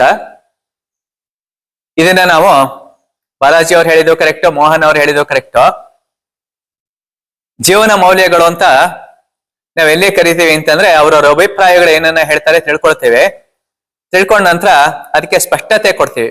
ಸ್ಪಷ್ಟತೆ ಕೊಡೋದಕ್ಕೆ ನಾವು ಜೀವನ ಮೌಲ್ಯ ಅಂತ ಕರಿತೀವಿ. ಈ ವಾಚ್ ಅನ್ನೋದು ಇದೆಯಲ್ಲ, ಈ ವಾಚ್ ಅನ್ನೋದು ಬೇರೆ ಏನೋ ಅಲ್ಲ, ಅದು ಜ್ಞಾನ. ಜ್ಞಾನ ಅಂತಂದ ತಕ್ಷಣ ನನಗೆ ಜ್ಞಾಪಕಕ್ಕೆ ಬರೋದು ಹೇಳಿ ಮುಕುಂದನ್ ಗುರೂಜಿ ಅವರು. ವಾಚ್ ಬೆಲೆ ನೋಡ್ತಕ್ಕಂಥದ್ದು ಒಬ್ಬೊಬ್ರು ಒಂದೊಂದ್ ತರ, ಜ್ಞಾನವನ್ನ ನೋಡ್ತಕ್ಕಂಥದ್ದು ಒಬ್ಬೊಬ್ರು ಒಂದೊಂದ್ ತರ ನೋಡ್ತಾರೆ. ಜ್ಞಾನದ ಮೌಲ್ಯ ಎಲ್ಲಿರುತ್ತೆ ಅಲ್ಲೇ ಅದಕ್ಕೆ ಮೌಲ್ಯ, ಎಲ್ಲಾ ಕಡೆನೂ ಇರಲ್ಲ. ಈ ಹುಡುಗ ಇದಾನಲ್ಲ, ಈ ಹುಡುಗ ವಿದ್ಯಾವಂತ, ಪದವೀಧರ, ಓದಿದ್ದಾನೆ, ಅವನಿಗೆ ಒಂದು ಜ್ಞಾನ ಇದೆ. ಆ ಜ್ಞಾನವನ್ನ ಶ್ರೀಸಾಮಾನ್ಯರು ನೋಡೋದು ಬೇರೆ, ಮಧ್ಯಮ ವರ್ಗದವ್ರು ನೋಡೋದು ಬೇರೆ, ವಿದ್ಯಾವಂತರು ನೋಡೋದು ಬೇರೆ. ನಿನ್ನ ವಿದ್ಯೆಗೆ ಎಲ್ಲಿದ್ರೂ ಬೆಲೆ ಇದೆ, ನಿನ್ನ ವಿದ್ಯೆಗೇನಿದೆ ಎಲ್ಲಿದ್ರೂ ಬೆಲೆ ಇದೆ. ಅದಕ್ಕೆ ನಿನ್ನನ್ನ ವಿದ್ಯಾವಂತನನ್ನಾಗಿ ಮಾಡಿದ್ದೀನಿ. ನಿನ್ನನ್ನ ವಿದ್ಯಾವಂತನನ್ನಾಗಿ ಮಾಡಿರ್ತಕ್ಕಂಥ ಉದ್ದೇಶ ಏನು ಅಂತಂದ್ರೆ, ನಿನ್ಗೆಲ್ಲೂ ಕೆಲಸ ಸಿಕ್ಲಿಲ್ವಾ, ನೀನ್ ನಿರಾಶೆ ಆಗತಕ್ಕಂಥ ಅಗತ್ಯತೆ ಇಲ್ಲ. ನಿನ್ನ ಬೆಲೆ ನಿನ್ನಲ್ಲಿದೆ. ಯೋಜನೆಗಳನ್ನ ಮಾಡು, ಜೀವನದಲ್ಲಿ ಸಂಭ್ರಮದಿಂದಿರೋ, ಸಂತೋಷದಿಂದಿರೋ, ಸಂತೃಪ್ತಿಯಿಂದ ಇರೋ ಅಂತ ಹೇಳುತ್ತೆ. ಯಾವುದು ಅದು. ಈಗ ಎಷ್ಟನೇ ಕತೆ? 5ನೇಯ ಕತೆ, ಸ್ವಾನುಭವದ ಕತೆ. ಯಾವುದು? ಸ್ವಾನುಭವದ ಕತೆ. ನೋಡಿ, ನಾನು ಸಹ ಚಿಕ್ಕ ವಯಸ್ಸಿನಲ್ಲೇ ಹುಟ್ಟುತ್ತಾನೆ ನನಗೆ ಇದ್ದಿದ್ದು ಟೈಫಾಯ್ಡ್ ರೋಗ ಬಂದಿತ್ತು, ಶೀತಾಳೆ ಸಿಡುಬು ರೋಗ ಬಂದಿತ್ತು. ಯಾರಿಗೆ? ನನಗೆ. ಪದೇ ಪದೇ ವಿಷಮ ಶೀತ ಜ್ವರನೂ ಸಹ ಬರ್ತಿತ್ತು. ನಾನು ನಮ್ಮ ತಂದೆಗೆ 5ನೇ ಮಗ. ಅಂತ ಆರೋಗ್ಯವಂತ ಅಲ್ಲ ನಾನು ಅಂತದೇನೋ ಓದ್ಲೂ ಇಲ್ಲ. ಆದ್ರೇನೋ ನಮ್ಮ ತಂದೆ ಅವರೇ ಹೇಳಿದ್ರಿಂದ ಟೈಪಿಂಗ್ ಕಲ್ತಿದ್ರಿಂದ NIE ಅಂತಕ್ಕಂಥ ಸಂಸ್ಥೆಯಲ್ಲಿ 31 ವರ್ಷ ಕೆಲಸ ಮಾಡಿದೆ. ಯಾವಾಗ ಯೋಗದಲ್ಲಿ ಗೋಲ್ಡ್ ಮೆಡಲ್ ಬಂತು, ನನಗೆ ಮೇಲ್ವಿಚಾರಕ ಅಂತ ಬಹಳ ದೊಡ್ಡ ಹುದ್ದೆನ ಕೊಟ್ರು. ಆ ಹುದ್ದೆನಲ್ಲೂ ಸ್ವಲ್ಪ ವರ್ಷ ಕೆಲಸವನ್ನ ಮಾಡಿ ಅದಕ್ಕಿಂತ ಜಾಸ್ತಿ ಸಂಪಾದನೆ ಯೋಗದಲ್ಲೇ ಮಾಡ್ಬೋದಲ್ಲ ಅಂತ VRS ಅನ್ನ ಕೊಟ್ಬಿಟ್ಟೆ. ಏನ್ ಮಾಡಿದೆ? VRS ಅನ್ನ ಕೊಟ್ಬಿಟ್ಟೆ. VRS ಏನೋ ಕೊಟ್ಟೆ, ಶರೀರದಲ್ಲಿ ಶಕ್ತಿ ಇತ್ತು. ಪ್ರತಿ ತಿಂಗಳು ನನಗೆ 42,000 ರೂಪಾಯಿ ಸಂಬಳ ಬರ್ತಿತ್ತು. ಜೀವನ ಅತ್ಯಂತ ಸುಖಪ್ರದವಾಗಿತ್ತು. ನನ್ನ ಹೆಂಡತಿನೂ ದುಡಿತಿದ್ಲು, ನನ್ನ ಹೆಂಡತಿನೂ ಪರಿಪೂರ್ಣವಾಗಿ ಎಲ್ಲಾ ಸಂಬಳವನ್ನು ನನ್ನ ಕೈಗೆ ತಂದು ಕೊಡ್ತಿದ್ಲು. ಅವತ್ತು ಕೊಡ್ತಿದ್ಲು, ಇವತ್ತಿಗೂ ಕೊಡ್ತಾಳೆ. ಜೀವನ ಭದ್ರತೆ ಇದ್ದಿದ್ರಿಂದ ನಾನೇನ್ ಮಾಡಿದೆ ಗೊತ್ತೇ? ಸರ್ಕಾರದಲ್ಲಿರ್ತಕ್ಕಂಥ ಉದ್ಯೋಗವನ್ನ ಬಿಟ್ಟೆ. ನಾನೆಲ್ಲ ದುಡ್ಕದ್ನ 42,000 ಸಂಬಳ ಬರೋದನ್ನ ಬಿಟ್ಟಾಗ ಬಹಳ ಜನ ನಮ್ಮ ಸ್ನೇಹಿತರು, ಪ್ರಕಾಶ್ ಅವರೇ 42,000 ರೂಪಾಯಿ ಸಂಬಳ ತಿಂಗಳಾಯ್ತು, ಮನೆ ಬಾಗಿಲಿಗೆ ಬರುತ್ತೆ ದುಡ್ಡು ಅಂತ ಕೆಲಸನ ನೀವ್ ಯಾಕೆ ಬಿಟ್ರಿ ಅಂತ ಬಹಳ ಜನ ಹೇಳಿದ್ರು. ನನ್ ಹೆಂಡತಿನೂ ಸಹ ಹೇಳಿದ್ರು, ರೀ ನೀವೇನ್ರಿ ಮಾಡ್ತೀರಾ, ಹೋಗ್ತೀರಾ ಬರ್ತೀರಾ, ತಿಂಗಳಿಗೆ 42,000 ರೂಪಾಯಿ ಸಂಬಳ ಬರುತ್ತೆ, ಆ ಸಂಬಳದ ಕೆಲಸ ಬಿಟ್ಬಿಟ್ಟು ನೀವು ಇದ್ದಕ್ಕೆ VRS ಕೊಟ್ಬಿಟ್ಟು ಯೋಗದಲ್ಲಿ ಸಂಪಾದನೆ ಮಾಡ್ತೀನಿ ಅಂತಾರಲ್ಲ, ಯೋಗ ಅನ್ನೋದು ಪರ್ಮನೆಂಟ್ ಏನ್ರಿ, ಗೌರ್ಮೆಂಟ್ ಉದ್ಯೋಗ ಏನ್ರಿ, ಪ್ರತಿ ತಿಂಗಳು ಆದಾಯ ಇದೆಯೇನ್ರಿ, ಈ ತರ ಪ್ರಶ್ನೆ ಮಾಡೋದಕ್ಕೆ ಶುರು ಮಾಡಿದ್ರು. ಯಾರು? ನಮ್ಮ ಮನೆಯವರು. ನಾನು ಕೆಲಸವನ್ನೇನೋ ಬಿಟ್ಟೆ, ಬಿಡೋದಕ್ಕಿಂತ ಮುಂಚೆ ನನ್ನಲ್ಲಿ ಯೋಜನೆಗಳಿದ್ವು. ಏನಿದ್ವು? ಯೋಜನೆಗಳಿದ್ವು. ನನ್ನ ಯೋಜನೆನ ಪರಿಪೂರ್ಣತೆ ಮಾಡ್ಬೇಕು ಅಂದ್ರೆ ನಾನು ಕೆಲಸವನ್ನ ಬಿಡ್ಲೇಬೇಕಾಗಿರ್ತಕ್ಕಂಥ ಅನಿವಾರ್ಯತೆ ಇತ್ತು. ಮುಳ್ಳೂರು ಅಂತಕ್ಕಂಥದ್ದು, ಇದೇ ಸರಗೂರು ಪಕ್ಕದಲ್ಲಿರ್ತಕ್ಕಂಥ ಮುಳ್ಳೂರು ಅಂತಕ್ಕಂಥ ಜಾಗದಲ್ಲಿ 4 ಲಕ್ಷ ರೂಪಾಯಿಗೆ 1 ಎಕರೆ ತರ 3 ಎಕರೆ, ಕೇವಲ 12 ಲಕ್ಷ ರೂಪಾಯಿಗೆ ನಾನು 3 ಎಕರೆ ಜಮೀನನ್ನ ತಗೊಂಡೆ. ಎಷ್ಟು ಎಕರೆ ಜಮೀನನ್ನ ತಗೊಂಡೆ? 3 ಎಕರೆ ಜಮೀನನ್ನ ತಗೊಂಡೆ. ಈ 12 ಲಕ್ಷ ರೂಪಾಯಿ ನಮ್ಗೇನು ದೊಡ್ಡ ಅಮೌಂಟ್ ಅಲ್ಲ, ಅಷ್ಟು ಹಣ ನಮ್ಮಲ್ಲಿ ಇತ್ತು. ನನಗೇನು ಗೌರ್ಮೆಂಟ್ ಇಂದ ಯಾವುದೇ ಪೆನ್ಷನ್ ಆಗ್ಲಿ, ಬರ್ಬೇಕಾಗಿರ್ತಕ್ಕಂಥ ಬಾಬತ್ತಾಗ್ಲಿ ಏನೋ ಬಂದಿರ್ಲಿಲ್ಲ. 12 ಲಕ್ಷ ರೂಪಾಯಿ ಕೊಟ್ಟೆ, ಜಮೀನನ್ನ ತಗೊಂಡೆ. ಜಮೀನನ್ನ ತಗೊಳ್ಳೋದೇನೋ ತಗೊಂಡ್ಬಿಟ್ಟೆ, ಆದ್ರೆ ಕೃಷಿ ಗೊತ್ತಾ? ಕೃಷಿ ಗೊತ್ತಿಲ್ಲ. ವ್ಯವಸಾಯ ಗೊತ್ತಾ? ವ್ಯವಸಾಯ ಗೊತ್ತಿಲ್ಲ. ಮಾರ್ಕೆಟ್ ಗೊತ್ತಾ? ಮಾರ್ಕೆಟ್ ಗೊತ್ತಿಲ್ಲ. ಅಂತ ಒಂದು ಸ್ಥಿತಿನಲ್ಲಿ ನಾನು ಜಮೀನನ್ನ ತಗೋಬೇಕು. ಯಾತಕ್ಕೆ ತಗೋಬೇಕು ಜಮೀನು ಅಂದ್ರೆ, 1973 ಇಸ್ವಿ ಮಾರ್ಚ್ 31ನೇ ತಾರೀಕು ರಾಜ್ಕುಮಾರ್ ಅವರು ಪದವೀಧರರಾಗಿದ್ದು ಜಮೀನನ್ನ ತಗೊಳ್ತಾರೆ ಬಂಗಾರದ ಮನುಷ್ಯ ಚಲನಚಿತ್ರದಲ್ಲಿ. ಅವರು ಮಾದರಿ ರೈತರಾಗಿ ಕೋಟ್ಯಾಧೀಶರಾಗ್ತಾರೆ. ಯಾರು? ರಾಜ್ಕುಮಾರ್ ಅವರು. ನಮ್ಗೆ ಬಹಳ ಹುಚ್ಚು ಏನಾದ್ರು ಒಂದ್ ಮಾಡ್ಬೇಕು ಅಂತ. ಆ ಸಿನಿಮಾದಿಂದ ಪ್ರಭಾವಿತನಾಗಿ, ಅದು ಸಿನಿಮಾ ಅಂತ ನನಗೆ ಗೊತ್ತಿಲ್ಲ, ನೈಜ ಘಟನೆಗಳು ಏನು ಅಂತ ಗೊತ್ತಿಲ್ಲ, ಕೃಷಿ ಅಂತಂದ್ರೆ ಏನೋ ಗೊತ್ತಿಲ್ಲ. ನಾನೇನ್ ಮಾಡಿದೆ, ಏನಾದ್ರೂ ಆಗ್ಲಿ ನಮ್ಮ ಅಣ್ಣ ಅವ್ರು ತಗೊಂಡ್ಮೇಲೆ ನಾನು ತಗೊಳ್ಲೇಬೇಕು, ನಾನು ಮಾಡ್ಲೇಬೇಕು ಅಂತ 3 ಎಕರೆ ಜಮೀನ್ ತಗೊಂಡು ನಾನು ಏನ್ ಮಾಡಿದೆ, ಕೃಷಿಗೆ ಕೈ ಹಾಕಿದೆ. ಕೃಷಿಗೆ ಕೈ ಹಾಕಿದ್ಮೇಲೆ ಪ್ರತಿನಿತ್ಯ ಬಂಗಾರ ಮನುಷ್ಯ ಫಿಲಂ ನೋಡೋದು. ಬಹುಶಃ ಈ ಪ್ರಪಂಚದಲ್ಲಿ ಬಂಗಾರ ಮನುಷ್ಯ ಅತ್ಯಂತ ಜಾಸ್ತಿ ಯಾರು ನೋಡಿದ್ದಾರೆ ಅಂತಂದ್ರೆ ಅದಕ್ಕೆ ಗಿನ್ನಿಸ್ ದಾಖಲೆಯಲ್ಲಿ ನನ್ನ ಹೆಸರೇ ಪ್ರಕಟಣೆ ಆಗ್ಬೇಕು. ಅಷ್ಟು ಸಲ ನೋಡ್ದೆ. ಅದರಿಂದ ಸಾಕಷ್ಟು ವಿಷಯಗಳನ್ನ ತಿಳ್ಕೊಂಡೆ. ಫಸ್ಟ್ ಜಮೀನನ್ನ ತಗೋಬೇಕು, ಜಮೀನನ್ನ ತಗೊಂಡ್ಮೇಲೆ ಕಲ್ಲುಗಳನ್ನ ಆರಿಸ್ಬೇಕು, ಜಮೀನನ್ನ ಉಳುಮೆ ಮಾಡಿಸ್ಬೇಕು, ಜಮೀನಿಗೆ ಫೆನ್ಸಿಂಗ್ ಅನ್ನ ಹಾಕ್ಬೇಕು, ಬೇರೆ ಬೇರೆ ತರ ಮರಗಳನ್ನ ಹಾಕ್ಬೇಕು, ತರಕಾರಿಗಳನ್ನ ಹಾಕ್ಬೇಕು, ಗಿಡ ಎಲ್ಲ ಮಾಡ್ಬೇಕು ಅಂತ ಪ್ಲಾನ್ ಮಾಡ್ಬಿಟ್ಟು ಜಮೀನನ್ನ 3 ಎಕರೆ 12 ಲಕ್ಷ ಕೊಟ್ಟು ತಗೊಂಡ್ಬಿಟ್ಟೆ. ತಗೊಂಡ್ಮೇಲೆ ಹಳ್ಳಿನಲ್ಲಿ ಇರ್ತಕ್ಕಂಥ ವಾತಾವರಣ ನನಗೆ ಅರಿವಾಯ್ತು. ಆಯ್ತೆ, ಅಕ್ಕಪಕ್ಕದವರು ಹಸು ಬಿಡ್ತಾರೆ, ಮೇಯೋದಕ್ಕೆ ಕುರಿ ಬಿಡ್ತಾರೆ, ದನಗಳು ಬಿಡ್ತಾರೆ, ಮಾತಾಡೋದಕ್ಕೆ ಹೋದ್ರೆ ಜಗಳಕ್ಕೆ ಬೀಳ್ತಾರೆ. ನಮ್ಮನೆಯಿಂದ ನಾನ್ ತೆಗೆದಿರೋ ಜಮೀನ್ 50 ಕಿಲೋಮೀಟರ್ ದೂರದಲ್ಲಿದೆ. 50 ಕಿಲೋಮೀಟರ್ ದಿನ ಈಗೇನೋ ಹೋಗ್ತೀನಿ, ಮುಂದೆ ನನ್ಗೆ ಹೋಗಕ್ ಆಗಲ್ಲ, ಕೃಷಿ ಬಗ್ಗೆ ನನ್ಗೆ ಗೊತ್ತಿಲ್ಲ. ಇಷ್ಟೆಲ್ಲ ಆಗಿ ನಾವು ಬೆಳೆ ಬೆಳೆದ್ಮೇಲೆ ಬೆಳೆ ಬೆಳೀತಕ್ಕಂಥ ಸಮಯದಲ್ಲಿ ಕಳ್ತನಗಳಾಗುತ್ತೆ. ಬೆಳೆ ಬೆಳೀತಕ್ಕಂಥ ಸಂದರ್ಭದಲ್ಲಿ ಕಾಡು ಪ್ರಾಣಿಗಳು ಬಾಳೆ ಗಿಳೆ ಬೆಳೆದ್ರೆ ಆನೆ ಬಂದು ದಾಳಿ ಮಾಡುತ್ತೆ. ಆಯ್ತೆ, ಸಣ್ಣ ಪುಟ್ಟ ಬೆಳೆಗಳೇನಾದ್ರು ತರಕಾರಿಗಳು ಬೆಳೆದ್ರೆ ಹಕ್ಕಿಗಳು ಬಂದು ತಿಂದ್ಬಿಟ್ಟು ನಾಶ ಮಾಡುತ್ತೆ. ಇಷ್ಟೆಲ್ಲ ಆಗಿ ನಮ್ಗೆ ಅಷ್ಟೋ ಇಷ್ಟೋ ಸಿಗುತ್ತೆ ಅಂತ ಇಟ್ಕೊಳ್ಳಿ, ಅದನ್ನ ಮಾರ್ಕೆಟ್ಗೆ ತಗೊಂಡು ಅದಕ್ಕೆ ಒಳ್ಳೆ ರೇಟ್ ಸಿಗುತ್ತೆ ಅಂತ ಹೇಳಕ್ಕೆ ಬರಲ್ಲ. ಅಲ್ಲಿ ಮಳೆ ಆಶ್ರಿತಾನು ಇರುತ್ತೆ, ಬಿಸಿಲು ಬೀಳ್ಬೇಕು, ಮಳೆ ಬೀಳ್ಬೇಕು, ನೀರಾವರಿ ಸೌಕರ್ಯ ಇರಬೇಕು, ಎಲೆಕ್ಟ್ರಿಸಿಟಿ ಇರಬೇಕು, ಕಾವಲು ಇರಬೇಕು. ಇದೆಲ್ಲದಕ್ಕಿಂತ ಮುಖ್ಯವಾಗಿ ಕೃಷಿ ಮಾಡ್ತಕ್ಕಂತಹ ಕಾರ್ಮಿಕರು ಇರ್ಬೇಕು. ಆ ಕಾರ್ಮಿಕರಿಗೆ ನಾವು ಪ್ರತಿನಿತ್ಯ 650-700 ರೂಪಾಯಿ ಕೊಡ್ತೀವಲ್ಲ, ಅಷ್ಟಾದಾಯ ಕೃಷಿಯಿಂದ ನಮ್ಗೆ ಪ್ರತಿನಿತ್ಯ ಸಿಗೋ ತರ ಇರ್ಬೇಕು. ಸರ್ಕಾರ ಸಂಬಳ ಹಾಗಲ್ಲ, ನೀವು ಕೆಲಸ ಮಾಡಿ ಬಿಡಿ ಪ್ರತಿ ದಿನಕ್ಕೆ ಇಷ್ಟು ಅಂತ ನಮ್ಗೆ ಸಂಬಳ ಫಿಕ್ಸ್ ಆಗಿರುತ್ತೆ. ಕೃಷಿ ಭೂಮಿನಲ್ಲಿ ಹಾಗಾಗಿರೋಲ್ಲ. ಈ ಸತ್ಯ ನನಗೆ ಗೊತ್ತಿಲ್ಲ. ಸಿನಿಮಾನೇ ತಗೊಂಡ್ಬಿಟ್ಟಿದೀನಿ. ಏನ್ ಮಾಡಿದೀನಿ? ತಗೊಂಡ್ಬಿಟ್ಟಿದೀನಿ. ನಾನೇನ್ ಮಾಡಿದೆ, ಒಬ್ರು ಬುದ್ಧಿವಂತರ ಹತ್ರಕ್ಕೆ ಹೋಗಿ, ನೋಡಿ ಮೈಸೂರಲ್ಲಿ ನಾನು ಈ ತರ ಒಂದು ಜಾಗ ತಗೊಂಡಿದ್ದೀನಿ, ಈ ಜಾಗ ಮೈಸೂರಿಂದ 50 ಕಿಲೋಮೀಟರ್ ದೂರದಲ್ಲಿದೆ, ದಯವಿಟ್ಟು ಬನ್ನಿ, ನಾವ್ ಇಲ್ಲೇನ್ ಮಾಡ್ಬೋದು ನೋಡಿ ಅಂತಂದೆ. ಶಾಲಾ ಕಾಲೇಜ್ ಅನ್ನೋರು ಕಟ್ಬೋದಾ? ಊರು ಸೇರ್ದಂಗಿದೆ. ಕೃಷಿ ಅಂತೂ ನಮ್ ಕೈನಲ್ಲಿ ಮಾಡಕ್ ಆಗಲ್ಲ, ಅಪ್ಪಿ ತಪ್ಪಿ ಮಾಡ್ತೀವಿ ಅಂದ್ರೂ ನಮ್ಗೆ ಕಷ್ಟ ಆಗ್ಬಿಡುತ್ತೆ. ಇಲ್ಲಿ ಈ ತರ ಎಲ್ಲ ಸಮಸ್ಯೆಗಳಿದೆ ಅಂತ. ನೋಡಿ ಪ್ರಕಾಶ್ ಅವರೇ, ಇನ್ನು ಹೊಸದಾಗಿ ಇನ್ನೆಲ್ಲೋ ಜಾಗ ತಗೋತೇನೆ, ಶಾಲಾ ಕಾಲೇಜ್ ಮಾಡ್ತೇನೆ, ಇಲ್ಲೇ ಮಾಡ್ತೇನೆ, ನೀವ್ ಅದೆಲ್ಲ ಏನು ಮಾಡಕ್ ಆಗಲ್ಲ. ಜಾಗ ತಗೊಂಡ್ಬಿಟ್ಟಿದೀರಾ, ನೀವು ಬದುಕಿದ್ರು ಇಲ್ಲೇ ಬದುಕ್ಬೇಕು, ಹೋದ್ರು ಇಲ್ಲೇ ಹೋಗ್ಬೇಕು.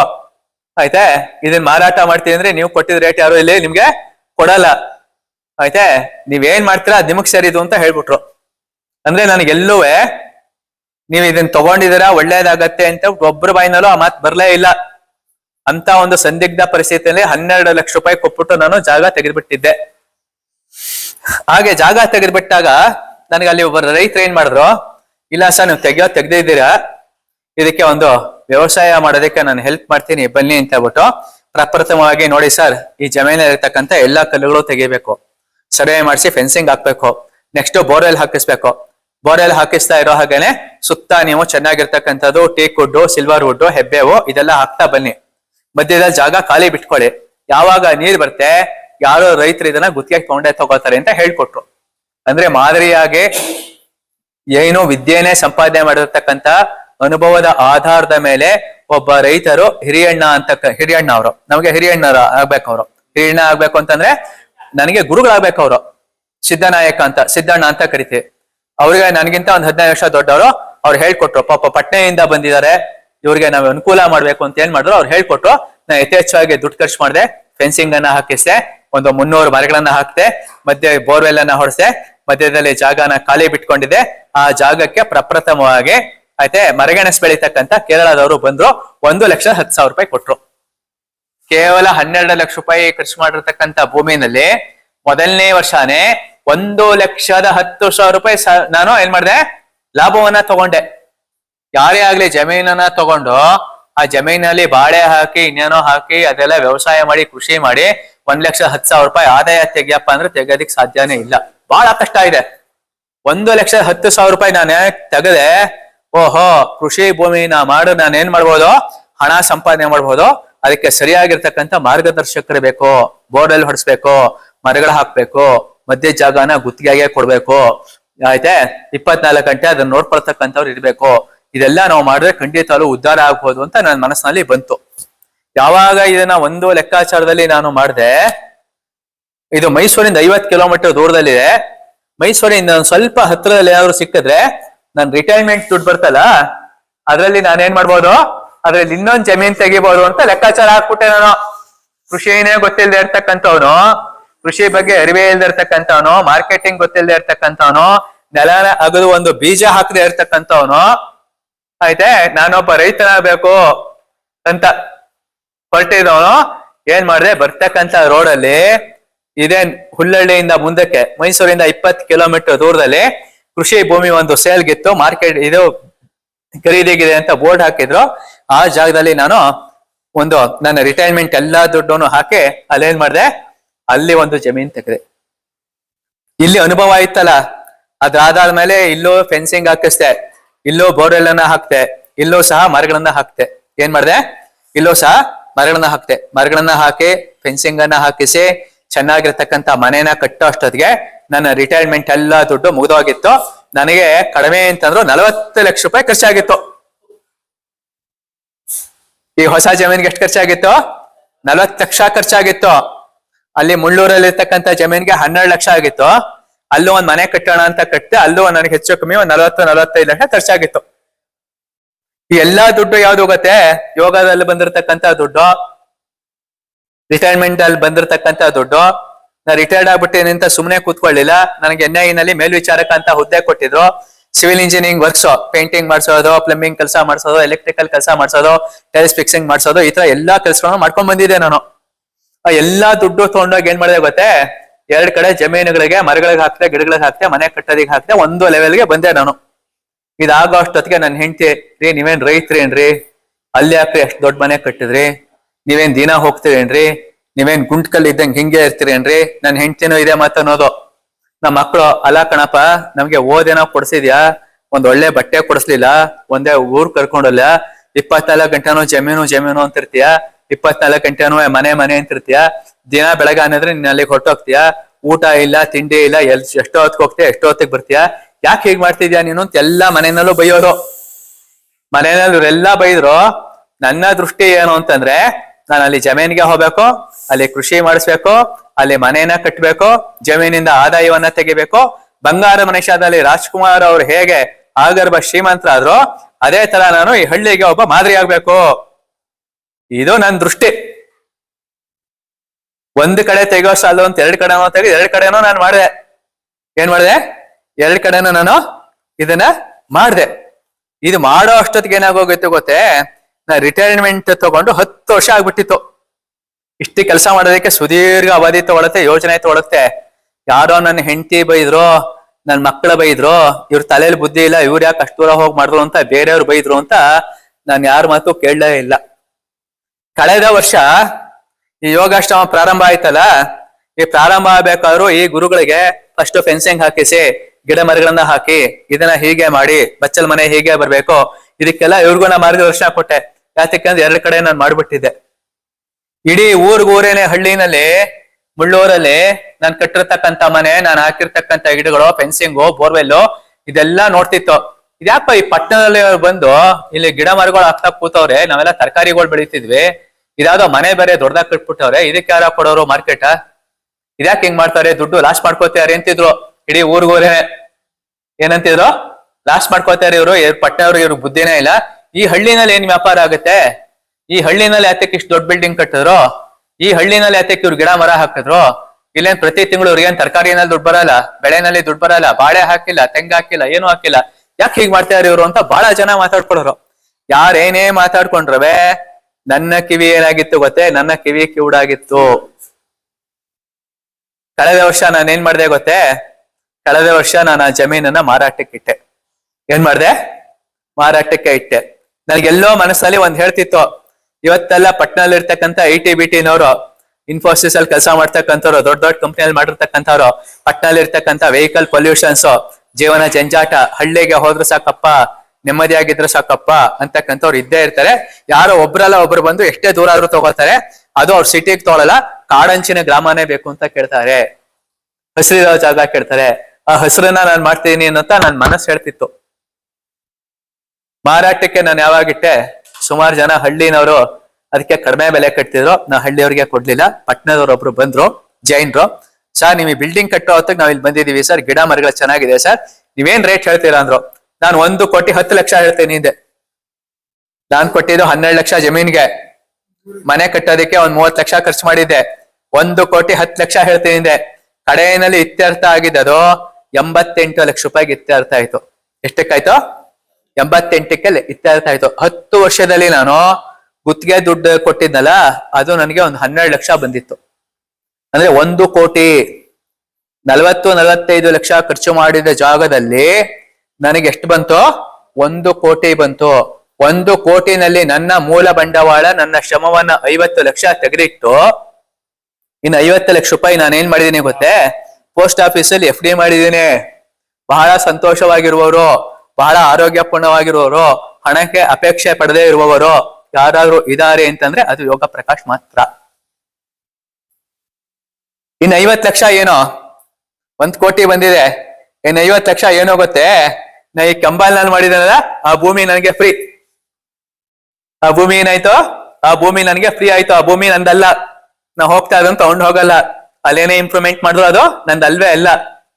ಅಂದ್ರೆ ನಾನು ಹಾಕಿದ ಯೋಜನೆಯಿಂದ 2 ಕಡೆ ಜಮೀನನ್ನ ಮಾಡಿ, 2 ಕಡೆ ಇಂಪ್ರೂವ್ಮೆಂಟ್ ಅನ್ನ ಮಾಡಿ, 1 ಕಡೆ ಜಮೀನನ್ನ ಇಂಪ್ರೂವ್ಮೆಂಟ್ ಮಾರಿದ್ದರಿಂದ ಬಂದಿರತಕ್ಕಂತ ಲಾಭದಲ್ಲಿ ಇನ್ನೊಂದು ಸಮೃದ್ಧವಾಗಿರ್ತಕ್ಕಂಥ ಜಮೀನು ನನಗೇನಾಯ್ತು? ಕೊಡುಗೆ ಆಗಿ ಬಂತು.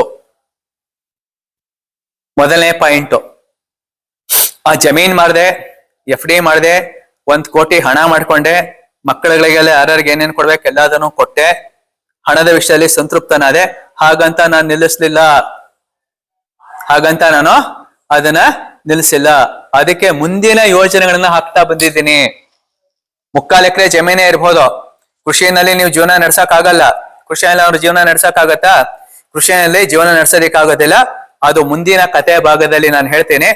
ಈ ಒಂದು ಕತೆ ಹೇಳ್ದಲ್ಲ, 12 ಲಕ್ಷ ರೂಪಾಯಿಗೆ ತಗೊಂಡು ಗಿಡ ಮರಗಳನ್ನ ಹಾಕಿ ಮನೆಗಳನ್ನ ಕಟ್ಟಿ 10 ವರ್ಷ ಯಾರ ಮಾತನ್ನು ಕೇಳಿದೇನೆ ಪರಿಶ್ರಮದಿಂದ ಕಟ್ಟಿರ್ತಕ್ಕಂಥದ್ದು 1 ಕೋಟಿ ರೂಪಾಯಿವರೆಗೂ ನನಗೆ ಖರ್ಚು ಮಾಡಿರ್ತಕ್ಕಂಥ ಒಂದು 40-45 ಲಕ್ಷಕ್ಕೆ 1 ಕೋಟಿ ರೂಪಾಯಿವರೆಗೂ ನಾನು ತಗೊಂಡು ಸಂತೃಪ್ತನಾಗಿದ್ದೀನಲ್ಲ. ಸ್ವಾನುಭವದ ಕತೆ.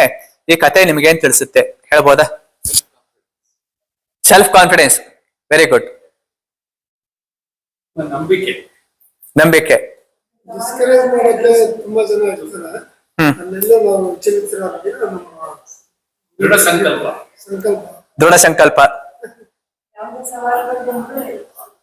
ಯಾವುದೇ ಸವಾಲುಗಳು ಬಂದ್ರೆ ಎದುರಿಸೋದು, ಅದೇ ಜೀವನ ಮೌಲ್ಯ. ಯೋಜನೆಗಳು ಇವಾಗ ನಾವು ಏನ್ ಮಾಡ್ತಿದ್ವಿ, ಅಯ್ಯೋ ಅಷ್ಟೇನ್ ಮಾಡೋದಿಲ್ಲ ಅಂತ ನಮ್ಗೆ ಅಷ್ಟೇ. ಬಟ್ ಯೋಜನೆಗಳು ಮಾಡಿದ್ರಲ್ಲ ಆಗ ಮಾಡಿದ್ರೆ ಇದು ಮಾಡಿದೆ ಯೋಜನೆಗಳು ಇಟ್ಸ್ ವೆರಿ ಇಂಪಾರ್ಟೆಂಟ್ ಯಾಕಂದ್ರೆ ಈಗ ಅದು ಸುಮ್ಮನೆ ಒಂದು ಬಿಲ್ ವ್ಯಾಲ್ಯೂ ಇಟ್ಕೊಂಡಿದ್ರೆ ಹಂಗೆ ಬಿಟ್ಬಿಡ್ತೀವಿ. ಬಟ್ ಅದ್ ನೀವೇನೋ ಒಂದು ಯೋಚನೆ ಮಾಡಿ 10 years ಸತತವಾಗಿ ಅದ್ರ ಜೊತೆನೆ ಮಾಡಿ ಫೋಕಸ್ ಮಾಡಿ ಬಿಡ್ಲಿಲ್ಲ. ಕರೆಕ್ಟ್ ಆಗಿ ಹೇಳಿದ್ರಿ. ಅಂದ್ರೆ ಮೊದಲನೇದು ಯೋಜನೆ, ಎರಡನೇದು ನಾನೇನ್ ಯೋಜನೆ ಹಾಕಿದೆ 1000 ಜನ 1000 ಮಾತಾಡೋ ನನ್ನ ಯೋಜನೆಯ ಬಗ್ಗೆ ನನಗೆ ಸ್ಪಷ್ಟತೆ ಇತ್ತು. ಎರಡನೇದು. ಮೂರನೇದು ಅದನ್ನ ಮಾಡಿದೀನಿ ಮಾತ್ರಕ್ಕೆ 4 ಜನಕ್ಕೆ ಮಾರ್ಗದರ್ಶಕರಾಗಬೇಕು ಅನ್ನೋತಕ್ಕಂಥದ್ದು ಒಂದು ಗುರಿ ನನ್ನಲ್ಲಿತ್ತು.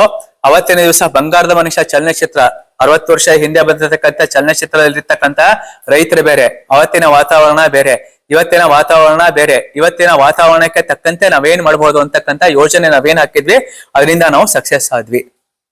ಇದರಿಂದ ನನಗೆ ಒಂದು ತೃಪ್ತಿ ಸಿಕ್ತು. ಯಾವ್ದ್ರಿಂದ? ಇದರಿಂದ ನನಗೆ ಒಂದು ತೃಪ್ತಿ ಸಿಕ್ತು. ಮಾಡಿದ್ವಿ, ಬ್ಯಾಂಕಲ್ಲಿ ಇಟ್ಬಿಟ್ವಿ ಅಂತ ನಾನು ಸುಮ್ಮನೆ ಕೂತಿಲ್ಲ. 6ನೆಯ ಕತೆ. ಎಷ್ಟನೇ ಕತೆ? 6ನೆಯ ಸ್ವಾನುಭವದ ಕತೆ. ತೃಪ್ತಿ ಆಯ್ತು ಅಂತ ನಾನೇನು ಸುಮ್ಮನೆ ಕೂತಿಲ್ಲ.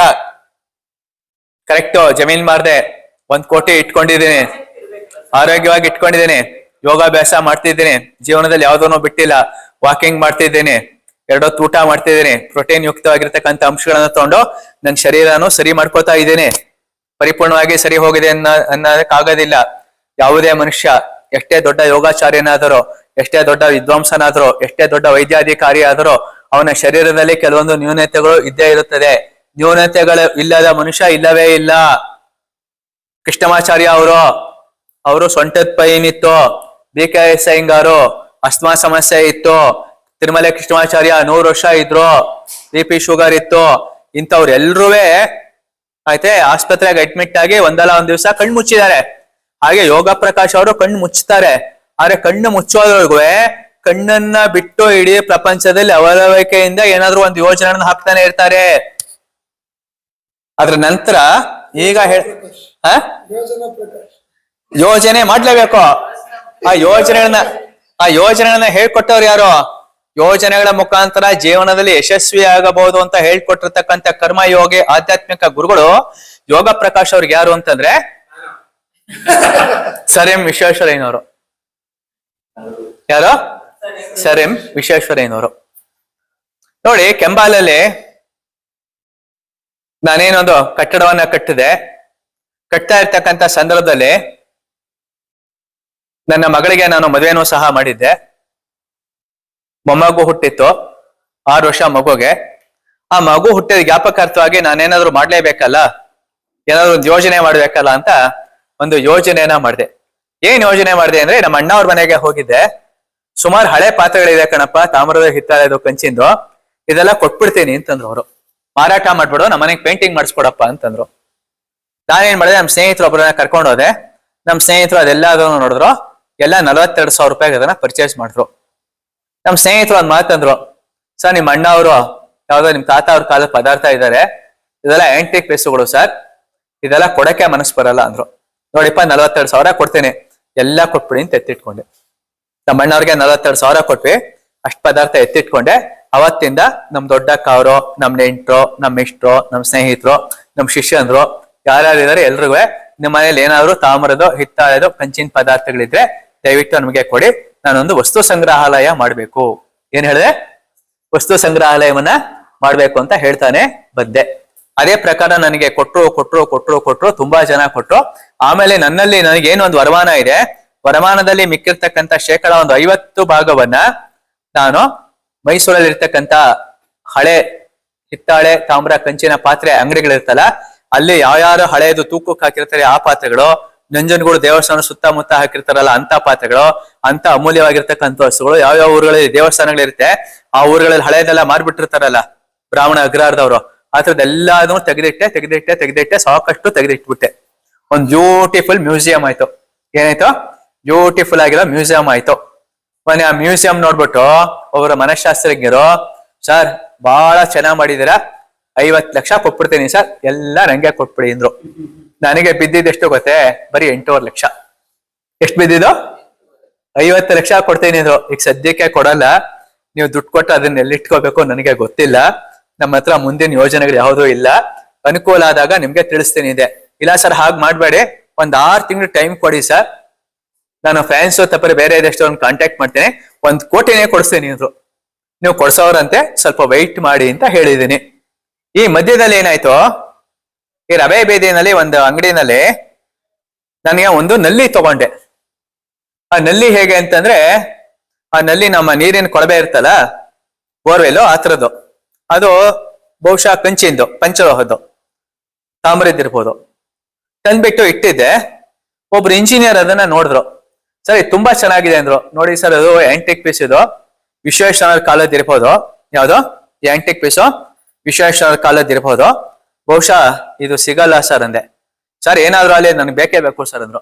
ನೋಡಿಪ್ಪ, ತುಂಬಾ ಬೆಲೆ ಬಾಳುತ್ತೆ, ಹೊಸದೇ 28,000 ಇದೆ, ಆಯ್ತಾ? ಇದು ಹಳೇದು ಅಂತ ಬೇರೆ ಹೇಳ್ತಿದ್ದೀರಾ, ಇದು ಕೊಡಕ್ ಮನಸ್ಸಿಲ್ಲ, ಆದ್ರೂ ನೀವು ಕೇಳ್ತಿದ್ದೀರಾ ಕೊಡ್ತೀನಿ ಸರ್, ಆದ್ರೆ ಫ್ರೀ ಆಫ್ ಕಾಸ್ಟ್ ನಾನು ಕೊಡಲ್ಲ. ಇಲ್ಲ ಸರ್, ನಿಮ್ಗೆ ಒಂದ್ ಒಳ್ಳೆ ಅಮೌಂಟ್ ಹಾಕ್ತೀನಿ ಬಿಡಿ ಸರ್ ಅಂತ ತಗೊಂಡೋದವ್ರು. ತಗೊಂಡೋದವ್ರು 1 ವಾರ ಬಿಟ್ಟು ಎಷ್ಟು ಹಾಕಿದ್ರು ಗೊತ್ತೇ? 12,000 ರೂಪಾಯಿ ಹಾಕಿದ್ರು. ನಾನು ಅದಕ್ಕೆ ಕೊಟ್ಟಿದ್ದು ಕೇವಲ 850 ರೂಪಾಯಿ. ಇನ್ನೊಂದು ಸಲ ಬೇಲೂರಲ್ಲಿ ನಮ್ಮ ಮಗ ಒಂದು ಟೆಲಿಸ್ಕೋಪ್ ಅನ್ನ ತಗೊಂಡ. ಅದುವೇ ಆಯ್ತಾ ಹಿತ್ತಾಳೆ ಕಂಚು ಇರ್ತಕ್ಕಂಥದ್ದು, ಕಲಾತ್ಮಕ ಕೆಲಸ ಆಗಿತ್ತು. ಕೇವಲ 900 ರೂಪಾಯಿಗೆ ತಗೊಂಡಿದ್ದು. ಅವ್ರ ಸ್ನೇಹಿತರು ಒಬ್ರು ಬಂದು ನೋಡಿದ್ರು ಅದನ್ನ, ಅವ್ರು ಅದನ್ನ ತಗೊಂಡಿದ್ದು 15,000 ರೂಪಾಯಿಗೆ. ನಮಗೆ ಬೇಕೇ ಬೇಕು ಸರ್ ಅಂತ ತಗೊಂಡ್ರು. ಅಂದ್ರೆ ಆಂಟಿಕ್ ಪೀಸ್ಗಳನ್ನ ತಗೊಳ್ತಕ್ಕಂಥವ್ರು ಬಹಳ ಜನ ಇದ್ದಾರೆ. ತಾಮ್ರ, ಹಿತ್ತಾಳೆ ಕಂಚು ಯಾವುದೇ ಪದಾರ್ಥಗಳನ್ನ ನೀವು ತೆಗೆದಿಟ್ರುವೆ ಅದು ಕೆಡಲ್ಲ, ಹಾಳಾಗಲ್ಲ, ಕೊಳೆಯಲ್ಲ. ಅದಕ್ಕೆ ಅದರದೇ ಆಗಿರ್ತಕ್ಕಂಥ ಮೌಲ್ಯಗಳು ಇದ್ದೇ ಇರುತ್ತೆ. ಚಿನ್ನಕ್ಕೆ ಆಗ್ಲಿ, ಬೆಳ್ಳಿಗೆ ಆಗ್ಲಿ, ಯಾವುದೇ ಕಬ್ಬಿಣದ ವಸ್ತುಗಳಿಗಾಗ್ಲಿ, ತಾಮ್ರ, ಹಿತ್ತಾಳೆ, ಕಂಚಿನ ವಸ್ತುಗಳಿಗಾಗಲಿ ಅದ್ರ ಬೆಲೆ ಇರುತ್ತೆ. ಎದುರುಗಡೆ ಇದ್ರೆ ಸಂತೋಷ ಪಡ್ಬೋದು, ಕೊಟ್ರೆ ಒಳ್ಳೆ ದುಡ್ಡು ಬರುತ್ತೆ. ಇದರಿಂದ ಈ ಜೀವನದ ಮೌಲ್ಯದಿಂದ ನೀವೇನ್ ತಿಳ್ಕೊಂಡಿದ್ದೀರಾ ಹೇಳ್ಬೋದಾ? Old is gold. Very good. To aspire high is not something wrong. ಅಂತೂ ಅಂದ್ರೆ ಇದನ್ನು ಏನಕ್ಕೆ ನನಗೆ ಅಷ್ಟೊಂದು ಏನಕ್ಕೆ ಅಂತ ಅದನ್ನ ರಿಜೆಕ್ಟ್ ಮಾಡೋದು. 8,000 you got 80 lakhs ಅಂದ್ರೆ it's life it's not wrong to aspire for comfortably or happy. ಹೀಗೆ ಇರ್ಬೇಕು ಅಂತ ಪಾವರ್ಟಿ ಥಿಂಕಿಂಗ್ ತಪ್ಪು ಅನ್ಸುತ್ತೆ. ಬಿಕಾಸ್ ನಿಮ್ಗೆ 8,000 ಬಂದಿತ್ತು, ಆ ಯೋಜನೆಗಳಿಂದ ಈಗ ಸಕ್ಸಸ್ ಬಂತು. And you got the money which you could use for some other better purpose. ಹೌದು. ಅಂತಿಕ್ಷ ಅದು ನಮ್ಮ ಒಂದು ಹಳೆಯದನ್ನ ಅದು ಒಂದು ನೆನ್ಸುತ್ತೆ. ಕರೆಕ್ಟ್. ಅಂದ್ರೆ ಏನು ಅಂತಂದ್ರೆ, ಯಾವ್ದೋ ಒಂದು ಅಮೂಲ್ಯವಾಗಿರೋ ಪದಾರ್ಥನ ನಾವು ತಗೋತೀವಿ, ತಗೊಂಡಾಗ ಅದಕ್ಕೆ ಒಳ್ಳೆ ದುಡ್ಡು ಬಂತ ನಾವು ಕೊಟ್ಬಿಡ್ತೀವಿ. ಇನ್ನೊಂದು ಪದಾರ್ಥ ನಾವು ಹುಡುಕ್ಬಿಟ್ಟು ತಗೋಬಹುದು. ಆ ಪದಾರ್ಥ ನಮ್ಗೆ ಸಿಗ್ತಾ ಇರ್ಬೋದು. ಪದಾರ್ಥ ನಮ್ ಕಣ್ಣೆದುರುಗಡೆ ಇದ್ರೆ ತೃಪ್ತಿ ಕೊಡುತ್ತೆ. ಕೊಟ್ಬಿಟ್ವಾ ಒಳ್ಳೆ ದುಡ್ಡು ಬಂತು ಅಂತ ಸಂತೋಷ ಕೊಡುತ್ತೆ. ಹಾಗಂತ ನಾವೇನ್ ತುಂಬಾ ಕಷ್ಟ ಪಡ್ಬೇಕು, ತುಂಬಾ ನಲನೆ ಆಗಿರ್ಬೇಕು, ಇನ್ನೇನೋ ಕರ್ತವ್ಯಗಳನ್ನ ಮಾಡ್ಬೇಕು, ಈ ವಯಸ್ಸಲ್ಲೂ ನಾವು ಹಣವನ್ನ ಸಂಪಾದನೆ ಮಾಡ್ಬೇಕು ಅಂತ ನಾವು ಹೋಗೋ ಅಗತ್ಯತೆ ಇಲ್ಲ. ನಮಗೆ ಹಣ ಬರ್ಬೇಕು, ಸಂತೃಪ್ತಿ ಬರಬೇಕು, ಸಂಭ್ರಮ ಬರಬೇಕು ಅಂತಂದ್ರೆ ಸರಿಯಾಗಿರ್ತಕ್ಕಂಥ ಯೋಜನೆಗಳನ್ನ ಹಾಕ್ಬೇಕು, ಸಕಾರಾತ್ಮಕವಾಗಿರ್ತಕ್ಕಂಥ ಚಿಂತನೆಗಳನ್ನ ಮಾಡ್ಬೇಕು. ಬರಬೇಕು ಅಂತಿದ್ರೆ ಅದ್ ಯಾವುದೇ ಮೂಲೆನಲ್ಲಿ ಕೂತಿದ್ರು ಬಂದೇ ಬರುತ್ತೆ. ನಮ್ಮ ಮುಕುಂದನ್ ಗುರೂಜಿ ಅವ್ರು ಕೆಲವು ಸಲ ಹೇಳ್ತಾರೆ, ಬಾರದು ಬಪ್ಪದು ಬಪ್ಪದು ತಪ್ಪದು, ಬಸವಣ್ಣ ಅವ್ರ ವಚನ ಹೇಳ್ತಿರ್ತಾರೆ. ಹಾಗೇನೆ ಬರ್ಬೇಕು ಅನ್ನೋದಿದ್ರೆ ಯಾವುದೇ ಮೂಲೆಯಲ್ಲಿ ಕೂತಿದ್ರು ಬರುತ್ತೆ ಅಂತ ಎಲ್ಲಾ ಸಂತೃಪ್ತಿ ಆಗಿರ್ತಕ್ಕಂಥ ಜೀವನ ನಮ್ಮದಾಗಿದೆ. ಮುಕುಂದನ್ ಗುರೂಜಿ ಅವರು ಇಂತಹ ಒಂದು ಉತ್ತಮವಾಗಿರ್ತಕ್ಕಂಥ ವಾತಾವರಣದಲ್ಲಿ ಅವಕಾಶದ ಸದ್ಬಳಕೆ, ಜೀವನದ ಮೌಲ್ಯಗಳು, ಸ್ವಾನುಭವ ಸಂದೇಶಗಳು, ಜೀವನದಲ್ಲಿ ನಡೆದಿರ್ತಕ್ಕಂಥ ನೈಜ ಘಟನೆಗಳು, ಇದರ ಬಗ್ಗೆ ಉಪನ್ಯಾಸ ಮಾಡೋದಕ್ಕೆ, ಮಾರ್ಗದರ್ಶನ ನೀಡೋದಕ್ಕೆ ನಮ್ಮನ್ನ ಕರೆಸಿದರೆ ಅವರಿಗೆ ಕನಕಧಾಮ ಯೋಗಾಶ್ರಮಕ್ಕೆ, ನಿಮ್ಮೆಲ್ಲ ಶಿಬಿರಾರ್ಥಿಗಳಿಗೆ, ಡಾಕ್ಟರ್ ಗಣೇಶ್ ರಾವ್ ಅವರಿಗೆ ಹೃತ್ಪೂರ್ವಕ ನಮನಗಳು. ಹರಿ ಓಂ. ನಿಮ್ಮವನೇ ಆದ ಯೋಗ ಪ್ರಕಾಶ್. ಸಂಬಂಧಪಟ್ಟಂತ ಕಥೆಗಳ ಮೇಲೆ, ಸ್ವಂತ ಜೀವನದ ಅನುಭವ ಮೇಲೆ, ಯಾವುದೋ ಎಲ್ಲೋ ನಡೆದಿದ್ದು, ಎಲ್ಲೋ ಓದಿದ್ದು ಕಥೆನ ಹೇಳೋದು ಒಂದಾದ್ರೆ, ನಾವೇ ನಮ್ಮ ಜೀವನದಲ್ಲಿ ನಡೆದಂತ ದಾರಿ, that is called as live example ಅಂತ ಕರಿತೀವಿ. ಅದರಿಂದ ಕಲಿಯುವಂತದ್ದು ತುಂಬಾ ಜಾಸ್ತಿ ಇರುತ್ತೆ. ಆ ರೀತಿ ಬೇರೆ ಕಥೆಗಳ ಮೂಲಕ, ಜೊತೆಗೆ ಅವರ ಜೀವನದಲ್ಲಿ ಅವರು ಅಳವಡಿಸ್ಕೊಂಡಂತ ಯೋಜನೆ, ಆ ಯೋಜನೆಯನ್ನ ಸಾಕಾರ ಮಾಡಿದಂತ ರೀತಿ, ಅದರಿಂದ ಅವ್ರು ಪಡಿತಾ ಇರುವಂತ ಸಂತೃಪ್ತಿ, ಲಾಭ, ಇದನ್ನೆಲ್ಲ ಬಹಳ ಮನೋಜ್ಞವಾಗಿ ನಮ್ಗೆ ತಿಳಿಸ್ಕೊಟ್ಟಿದ್ದಾರೆ. ಇದರಿಂದ ಬಹಳಷ್ಟು ಜೀವನದ ಮೌಲ್ಯವನ್ನು ಕಲಿಬಹುದು, ನಾವು ಬಹಳಷ್ಟು ಪಾಠವನ್ನು ಕಲಿಬಹುದು. ಸೊ ಯೋಗ ಪ್ರಕಾಶ್ ಅವರಿಗೆ ನಿಮ್ಮೆಲ್ಲರ ಪರವಾಗಿ ಒಂದು ಸಣ್ಣ ಕೃತಜ್ಞತಾ ಪೂರ್ವಕವಾದ ಗಂಧದ ಹಾರವನ್ನ. Thank you. Ganesh Rao sir ಬನ್ನಿ, ಜೊತೆಗೆ ಕೂತ್ಕೊಳ್ಳಿ, ಇನ್ನೊಂದೆರಡು ನಿಮಿಷ ಬೇಡ. ಸೊ ಮುಂದಿನ ಒಂದು ಕಾರ್ಯಕ್ರಮ ನಮ್ಮ ಗಣೇಶ್ ರಾವ್ ಅವ್ರದ್ದಾಗಿರುತ್ತೆ. ಅವರು ಒಂದು ವಿಶೇಷವಾದ ಗುರುವಿಗೆ ಸಂಬಂಧಪಟ್ಟಂತ ಧ್ಯಾನವನ್ನ ಅವರು ಮಾಡಿಸ್ತಾರೆ. ಹಾಗಾಗಿ ಅವರಿಗೆ ನಿಮ್ಮೆಲ್ಲರ ಪರವಾಗಿ ಬಟ್ಟೆ ಹಾರ ಹಾಕಿದ್ರೆ ಇನ್ನೂ ಚೆನ್ನಾಗಿ ಮಾಡಿಸ್ತಾರೆ. ಅದಕ್ಕೆ ಅವರಿಗೆ ಸುಸ್ವಾಗತವನ್ನ ನಿನ್ನೆಯಿಂದ ನಮ್ ಜೊತೆನೆ ಇದ್ದಾರೆ. ತುಂಬಾ ಪುರ್ಸೊತ್ತೇನಿಲ್ಲ, ತುಂಬಾ ಬ್ಯುಸಿ ಮನುಷ್ಯ. ನಾವು ಓದ್ ಕ್ಯಾಂಪಲ್ಲೂ ಕರೆದೇ ಬರ್ಲಿಲ್ಲ, ಅದ್ರೋದ್ ಕ್ಯಾಂಪಲ್ಲೂ ಕರೆದೇ ಬರ್ಲಿಲ್ಲ. ಬರ್ತೀನಿ ಗುರುಗಳೇ, ಇನ್ನೇನ್ ಬಸ್ ಹತ್ತಿದ್ದೀನಿ ಅಂತಾರೆ, ಆದ್ರೂ ಇಲ್ಲಿ ಬಂದು ತಲುಪಿರಲ್ಲ. ಈ ಸರಿ ಗುರುವಿನ ಶಾಪಕ್ಕೆ ಗುರಿಯಾಗಬಾರದು, ಯಾಕೆ ಬೇಕು ಅಂದ್ಬಿಟ್ಟು ಕೊಟ್ಟು ಮಾತು ಉಳಿಸ್ಕೊಂಡ್ಬಿಡೋಣ ಅಂತ ಬಂದ್ರು. ನೀವೆಲ್ಲ ಸೆಷನ್ ನ ಅಟೆಂಡ್ ಮಾಡಿದೀರಾ. ವಯಸ್ಸು ಚಿಕ್ಕದು, ಸೊ ನಮ್ಗೆಲ್ಲ ಕಳೆದಿರೋ ವಯಸ್ಸು ಜಾಸ್ತಿ, ಉಳಿದಿರೋ ವಯಸ್ಸು ಕಮ್ಮಿ. ಇವ್ರಿಗೆ ಕಳೆದಿರೋ ವಯಸ್ಸು ಕಮ್ಮಿ, ಇರೋ ವಯಸ್ಸು ಜಾಸ್ತಿ. ಹಾಗಾಗಿ ಆ ಒಂದು ಇರೋ ವಯಸ್ಸು ಇನ್ನೂ ಚೆನ್ನಾಗಿರ್ಲಿ, ಇನ್ನೂ ಚೆನ್ನಾಗಿ ಬೆಳಿಲಿ, ಇನ್ನೂ ಉತ್ತಮವಾದ ಜ್ಞಾನವನ್ನ ಸಂಪಾದನೆ ಮಾಡ್ಲಿ ಅಂತ ಹೇಳ್ತಾ ನಮ್ಮ ಶಿಬಿರದಲ್ಲಿ ಬಂದು ಒಬ್ಬ ವಾಲಂಟಿಯರ್ ಆಗಿ, ಒಬ್ಬ ರಿಸೋರ್ಸ್ ಪರ್ಸನ್ ಆಗಿ ಸಾಕಷ್ಟು ಶ್ರಮಿಸಿದ್ದಾರೆ. ಹಾಗಾಗಿ ರಾಮ್ ಚರಣ್ ಅವರಿಗೆ ಕೃತಜ್ಞತಾಪೂರ್ವಕವಾದ ಆಶೀರ್ವಾದಗಳೊಂದಿಗೆ ಪ್ಲೀಸ್ ಕೇಟ ಆದಿತ್ಯ ಲೋಕೇಶ್ ಅವರೇ ಬನ್ನಿ. ಕೆಲಸ ಆದ್ಮೇಲೆ ಯಾರು ಇಟ್ಕೋಬಾರ್ದು, ಕಳಿಸ್ಬಿಡ್ಬೇಕಾ. ನಾನು ಮೊದಲು ಒಂದು ಪೀಠಿಕೆಯನ್ನ ಹಾಕಿದೆ. ಆಮೇಲೆ ನಮ್ಮ ಯೋಗ ಪ್ರಕಾಶ್ ಗುರುಗಳು ಅದ್ಭುತವಾದ ಉಪನ್ಯಾಸವನ್ನ ಮಾಡಿದ್ರು. ಅದನ್ನೆಲ್ಲ ಬಹಳ ಅದ್ಭುತವಾಗಿ ಸೆರೆ ಹಿಡಿದಂತವ್ರು ನಮ್ಮ ಆದಿತ್ಯ ಲೋಕೇಶ್ ಅವರು. ಆಗ್ಲೇ ಹೇಳ್ದಂಗೆ ನಮ್ ಯಾವುದೇ ಕಾರ್ಯಕ್ರಮ ಎಲ್ಲೇ ಆದ್ರೂ ಪ್ರತಿಯೊಂದು ಕಾರ್ಯಕ್ರಮವನ್ನು ಬಂದು ಸೆರೆ ಹಿಡಿದು ಅದಕ್ಕೆ ಬೇಕಾದಂತ ಎಡಿಟಿಂಗ್ ಮಾಡಿ, ಅದಕ್ಕೆ ಬೇಕಾದಂತ ಏನೋ ಸೌಂಡ್ ಅದನ್ನೆಲ್ಲ ಕೊಟ್ಟಿ, ಸೊ ನಮ್ಮ ಮನೆ ಹತ್ರನೇ ಇರುವಂತದ್ದು ಇವ್ರು. ಸೊ ವಯಸ್ಸು ಶರೀರಕ್ಕಲ್ಲ ಮನಸ್ಸಿಗೆ ಅಂತ ಹೇಳ್ತಾರೆ. ಸೊ ಅವ್ರಿಗೆ ಏಜ್ ಸಪೋರ್ಟ್ ಮಾಡದೆ ಹೋದ್ರು ಅವ್ರಿಗೆ ಉತ್ಸಾಹ ತುಂಬಾ ಇದೆ. ಬರೀ ಇದೆಲ್ಲ ಎಲ್ಲೋ ಏನೋ ಜಾತ್ರೆ ನಡೀತಾ ಇದ್ರೆ ವಿಡಿಯೋ ತಗೊಂಡೋಗ್ಬಿಡ್ತಾರೆ. ತಗೊಂಡೋಟ ಯಾರನ್ನೋ ಮಾತಾಡುವಂತದ್ದು, ಸಂದರ್ಶನವನ್ನ ಮಾಡುವಂತದ್ದು, ಅದನ್ನ ಯೂಟ್ಯೂಬ್ ಅಲ್ಲಿ ಹಾಕಿ ಜನಗಳಿಗೆ ಅದ್ರ ಬಗ್ಗೆ ಪರಿಚಯ ಮಾಡುವಂತದ್ದು, ಈ ರೀತಿ ಸಮಾಜಮುಖಿ ಕೆಲಸಗಳನ್ನು ಮಾಡ್ತಾ ಇದ್ದಾರೆ. ನಮಗೂ ಬಹಳ ಎಲ್ಲಾ ಕಾರ್ಯಕ್ರಮಗಳಲ್ಲೂ ಸಹಕಾರವನ್ನ ಕೊಡ್ತಾ ಇದ್ದಾರೆ. ಹಾಗಾಗಿ ಆದಿತ್ಯ ಲೋಕೇಶ್ ಅವರಿಗೆ ನಮ್ಮ ಪ್ರೀತಿ ಪೂರ್ವಕವಾದ ಒಂದು ಸಣ್ಣ ಹಾರ. ಓಕೆ.